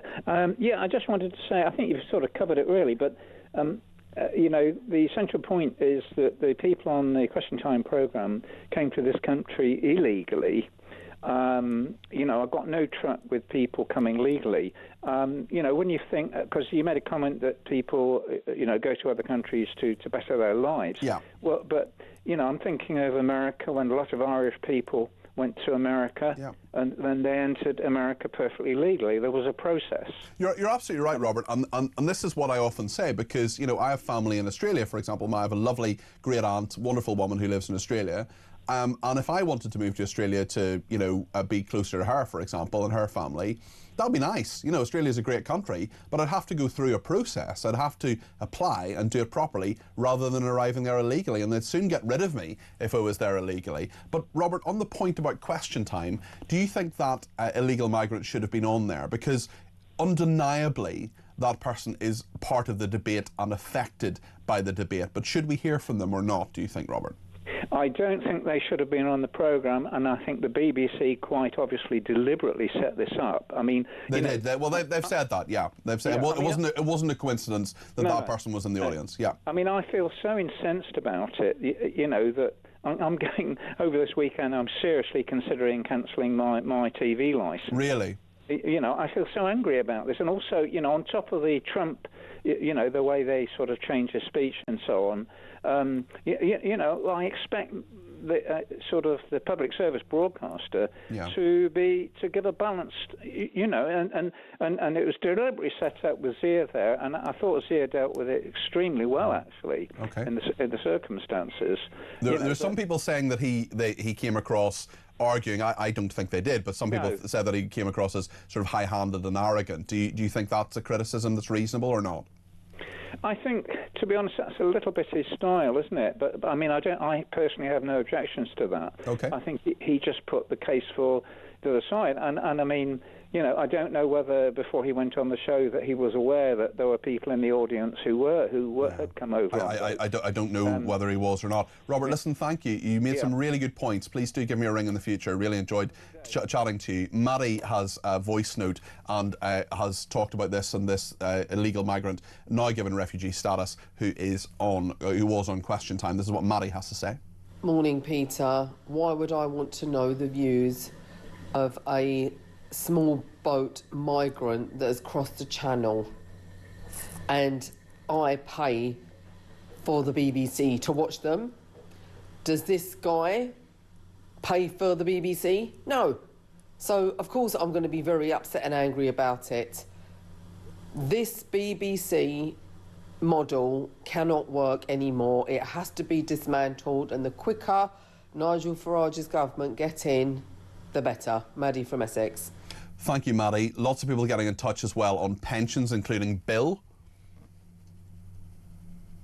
Good morning to you. Great show as usual. I get really, really angry and riled when I hear these people coming on the radio and saying the state pension's a benefit that needs to be cut, that needs to be this, needs to be that. What about doing something about pensions, the gold-plated pensions and the golden goodbyes and golden hellos and all the rest of it that civil servants and it all get? It's absolutely ridiculous, and it makes me fuming with anger. Pete, great show. You're doing a great job. Unfortunately, you've raised my blood pressure today. Thanks, Pete. Bill, thank you very much. I hope the blood pressure goes down. I want to hear one more voice note from Ian about Reem Abraham, because she has really riled an awful lot of people. Then we're want to go to Peter in Sussex on the phones. But let's hear from Ian first. Hi, Peter. It's Ian from East Grinstead. Reem's off her head. Those millionaires have paid a fortune in tax. They're entrepreneurs, they employ people, they create wealth. Not only do they pay income tax, they most probably run businesses and pay corporation tax, national insurance, and now you're going to means test their pension after all the money they've paid in.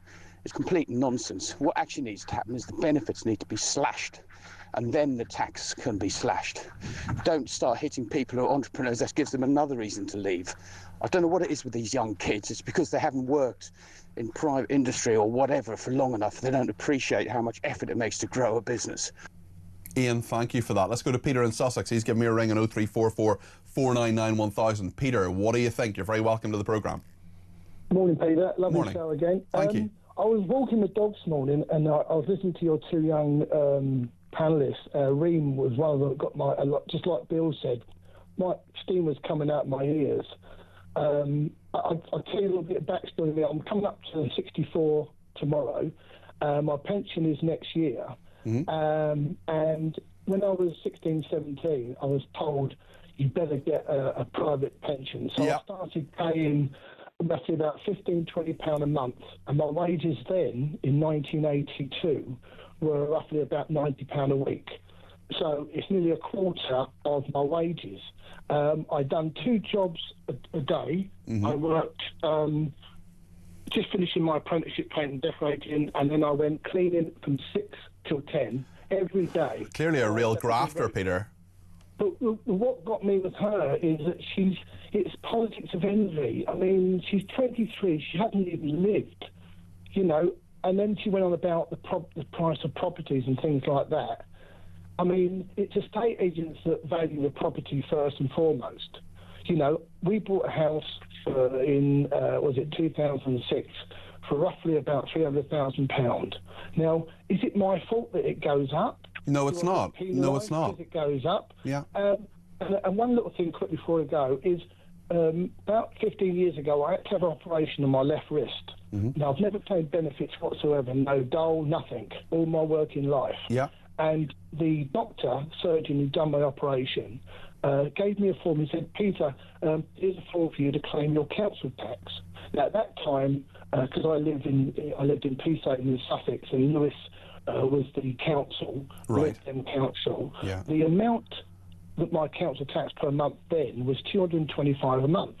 I put the form in, signed by the surgeon, and all the other things, and then the things I had to do. You know, they wanted my bank statement. Because I had some money that I planned. Well, of course, and I think a lot of people like you, Peter, will feel, you know, you've grafted, you've done a very, very good job on a series of hard jobs for such a long time, and there's just very little reward actually for it, Peter. Yeah, but the thing is, Lib Dem Council refused the 225. I was supposed to be off between 4 to 6 weeks with the plaster around my wrist. In the end, because I wasn't getting any money, I had to cut the plaster around the fingers because I was left-handed. Oh my goodness, Peter, that sounds. I went back to work after 3 Peter, weeks. we're just coming to the news. I'm sorry to cut you off. We're just coming to the news, but listen, thank you for that, and thank you for your call. I really appreciate it, Peter. And listen, have a lovely birthday tomorrow as well. I hope you have a lovely celebration. Lots to discuss in the next hour here on Talk. Get your call in 0344 499 1000.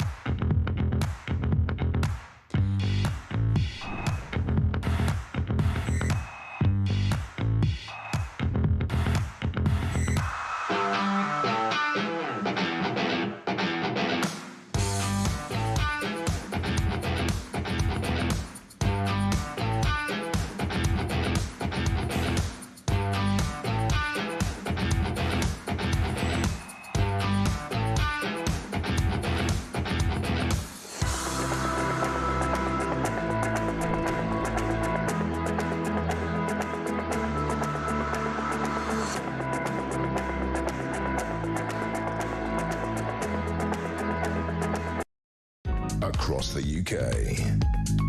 On DAB+, on YouTube, on your mobile, and on your side. This is Talk.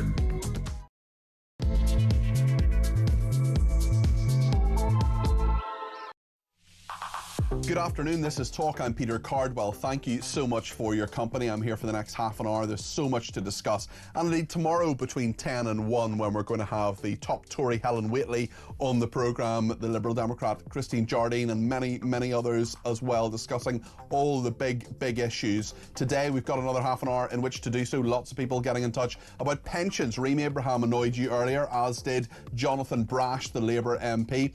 We're talking about that Labour story and this Labour grandee who has said that women and girls have been let down by Labour, women on the trans issue, girls on the rape gangs issue. We'll talk to Marilyn Hawes, the Chief Executive of Freedom from Abuse, in just a second. What do you think about all those different issues? Let me know. Also about HSBC banning Christmas jumpers over fears they could trigger customers, and Screwfix banning staff from putting up Christmas decorations on the shop floor. Workers and a number of customers of Screwfix who've been in touch. A lot of the people, the white van men and women who listen to our programme, some of them of course have been in touch about that, very annoyed about it. I inaccurately said I'd been in a Screwfix. I've actually been in Leyland, but there we are. Similar thing. Lots to discuss. 0344 499 1000 is the number to call. You can text me 87222 with the word talk in your text. You can tweet me at talkTV, follow me at Peter Cardwell. You can send me a WhatsApp text message, you can send me a WhatsApp voice message, more of those between now and 12:30 as well, or give me a ring, plenty of calls too, 0344 499 1000. Loads to discuss in the next half an hour here on Talk.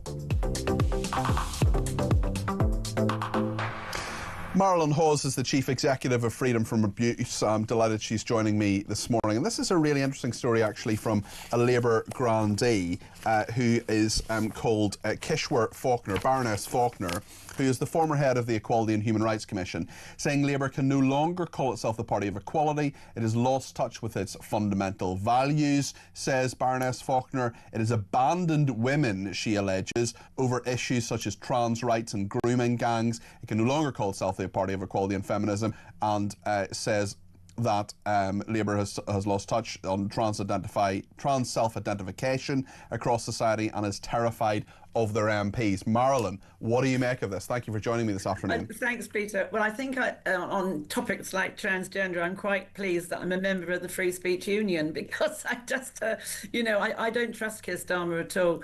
I mean, it is shocking, because what is there to discuss?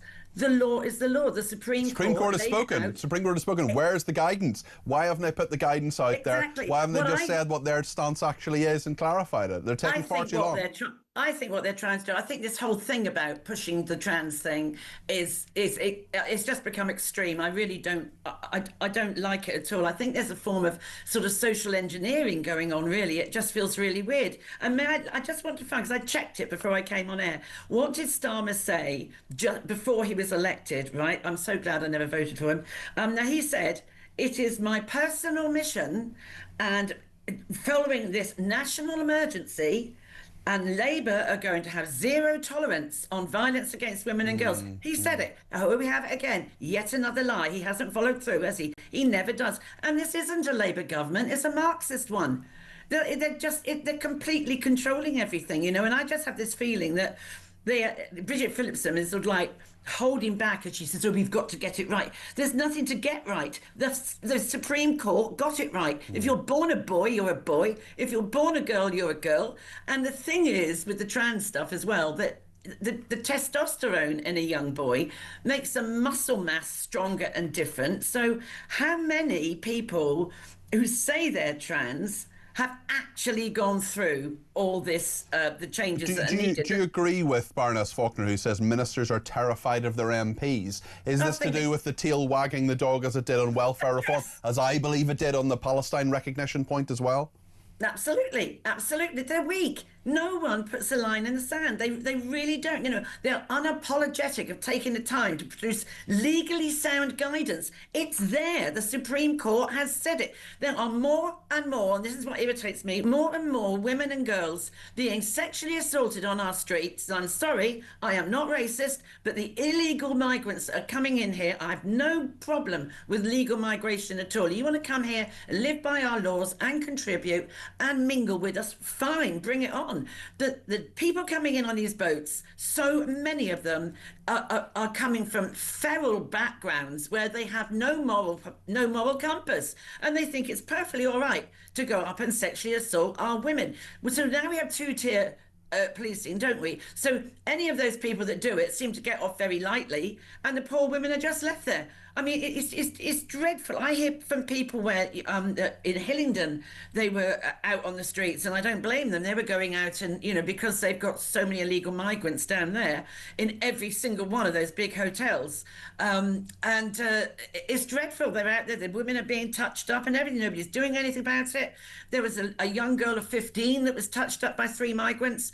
Then I had to ring the police to get them to actually press the flesh, to get their backsides down there, to talk to the family. 2 months had gone by and the police had just ignored it. That's outrageous, absolutely outrageous. And I think, you see,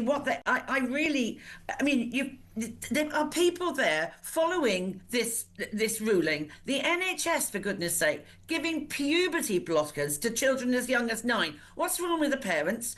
So that's against the law, and it's child abuse. You've got NHS, councils and businesses still allowing single spaces for trans people. So you go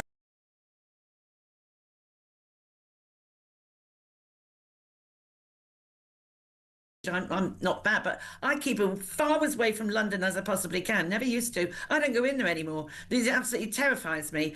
And I just think anything where is Muslim involved, and I've got Muslim friends, they're very nice, but there's some of them that are absolutely not, but that's also true of white people.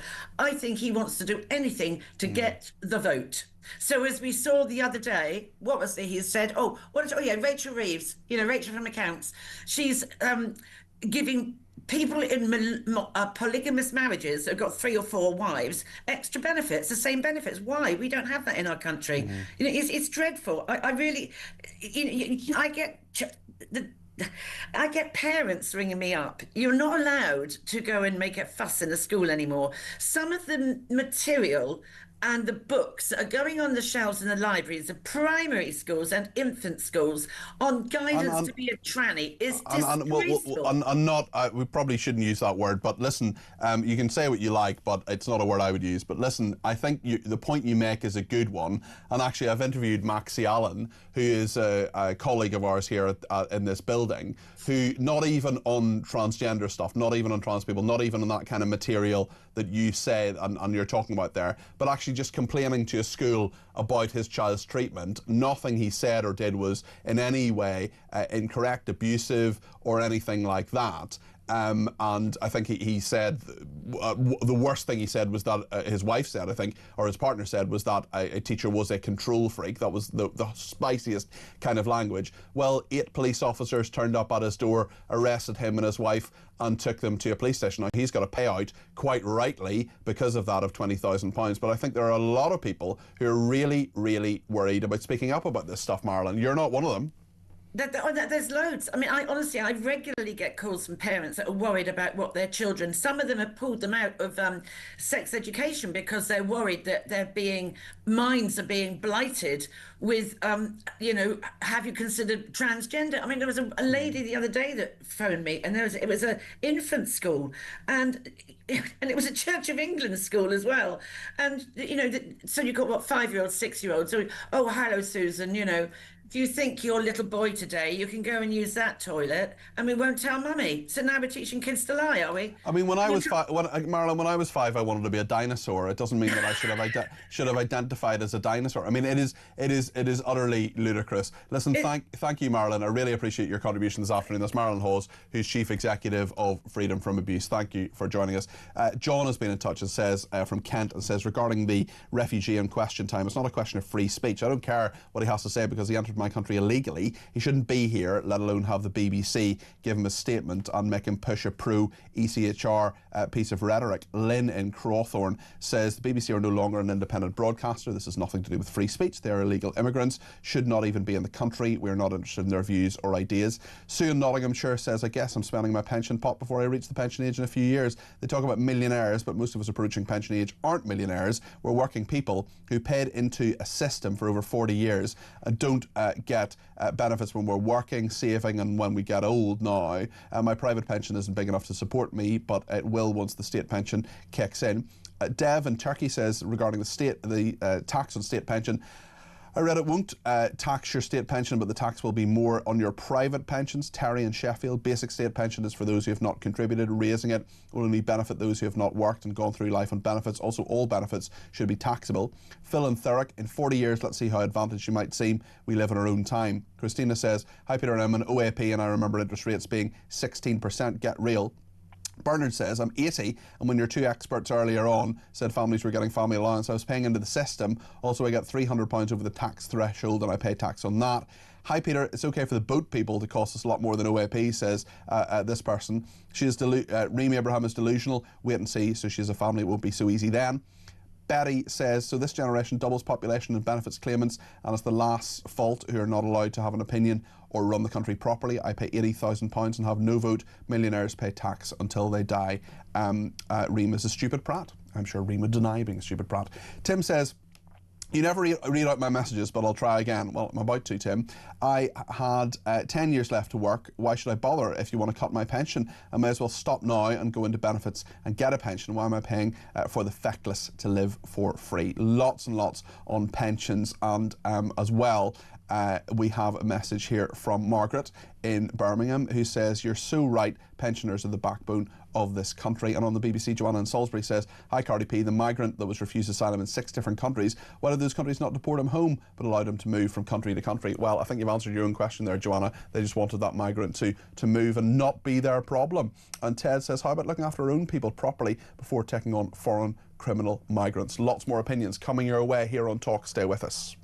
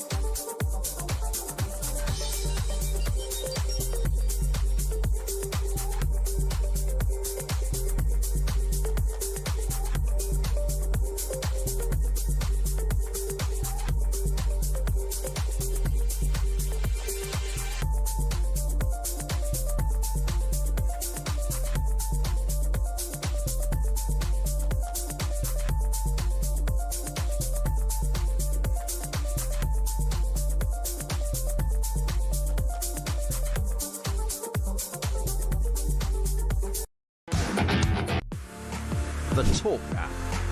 You can watch, catch up and listen to all your favourite shows and podcasts anytime, anywhere, all on the Talk app. Watching and listening to Talk just got easier. There's now only one place for the home of common sense. So head over to your App Store or Google Play and search Talk now.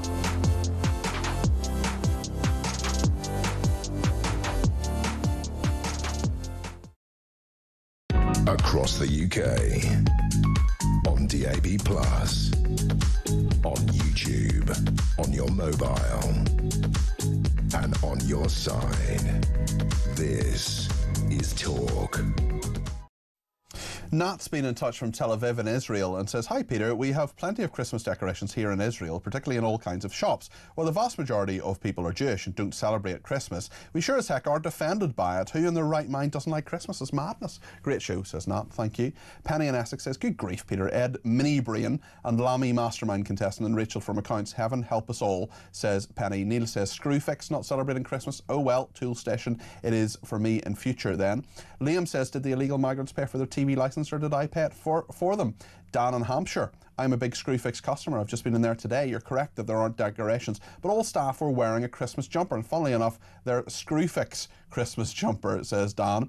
Tom in Glasgow, "As time goes on under this Labour government, how can we actually find motivation to get our backsides out of bed? I start at 6 o'clock every morning. I pay my taxes to give others a better way of life whilst I worry about job security. I honestly can't wait to cast my vote for Reform UK," says Tom. David in Lambeth in London says, "Your human rights lawyer and his entire profession have a huge conflict of interest. At the UK's expense, it is in their interest to keep appeals going, to keep supporting illegal migration, etc. No one says Singapore is an awful country because it doesn't countenance illegal immigration." Just to say, I'm sure the lawyer we spoke to earlier would deny that he has a conflict of interest. But anyway, there we are. Cardi P, "Great show," says Clay in Folkestone. Thank you, Clay. "I'm a pensioner. I still pay tax. I've paid in since I was 15. I'm 72. I retired when I was 66. I don't want to pay my tax for Ream's kids to go to school, but as your other guest said, it's part of a social contract. At times I was working 2 jobs. I had no choice but to contribute. I'm sick of hearing people like Ream whinge on."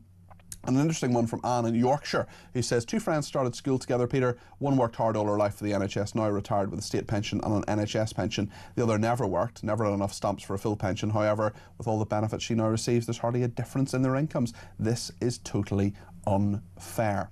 Lots of people talking about Labour as well, including Richard in Worcestershire, who's been in touch. Richard, you're very welcome to the programme. What would you like to say? Yeah, morning, Peter. Yeah, all the talk about Reform getting into Parliament as the strongest party and perhaps in charge. I'm just wondering, I've no idea what happens with the House of Lords. How do they get any of their policies through? It's a very good point, actually. Well, it's a very good point. And you look at what Labour is doing at the moment, they're going to be nominating an awful lot of members of the House of Lords because they don't have a majority in the Lords. Reform UK have argued for a long time that they need to be nominating people. They're a popular party. Yes, they only have 5 MPs, but as we've seen from those council elections, they got 600,000 more votes in the general election than the Liberal Democrats, for example, who have loads of members of the House of Lords. So I do think it would be equitable, certainly, to have Reform UK at least start nominating people to the House of Lords. But it's a very, very big point, and it's a good point, Richard, to say that if Reform UK get into government, they will have problems with the House of Lords, just as Labour are having at the moment. Yeah, well, how many would they have to nominate to actually get anything through the Lords? Well, there are about 800 members of the House of Lords at the moment. So for that 1,600, can you? No, well, I certainly hope. I don't want 1,600 members of the House of Lords, but or even sort of 400 or whatever. But I do think Reform UK have an entitlement. Really good point, Richard, and thank you for it. Let's get a couple more voice notes now. Let's hear a couple of voice notes on pensions. This is from someone who gives their name simply as L. I don't get my state pension yet, and I'm fully expecting the government to make it means tested by the time I do get it. So if you've got any private pensions or savings, you're not going to get a state pension, let's be honest. But I do also think that the triple lock is unsustainable. You should get inflation, is what I think. I don't see why it's linked to wages, because I know you say, well, that's not very fair, but mostly people are settled in where they live by the time they retire, and you get housing benefit if you're on state pension. So you're not paying a mortgage, you're not having to, apart from food inflation. Triple lock is unsustainable. I think it's going to ruin it for everybody. They won't get one at all. Thank you. Let's hear from Martin. Peter, this talk about pensions, you're missing, I think, the elephant in the room, which is the cost of pensions for state employees, civil servants, military and the like. From Martin in Oxfordshire. Very good point, Martin. Thank you. Nick's been in touch too on this issue. Morning, Peter. It's Nick from Loughborough. Although I'm a little bit conflicted as a pensioner myself, part of me has to agree with Reem. If a pensioner is in a position where they can put £20,000 a year into savings, I don't really think they need tax breaks in the first place. Have a good day, Peter.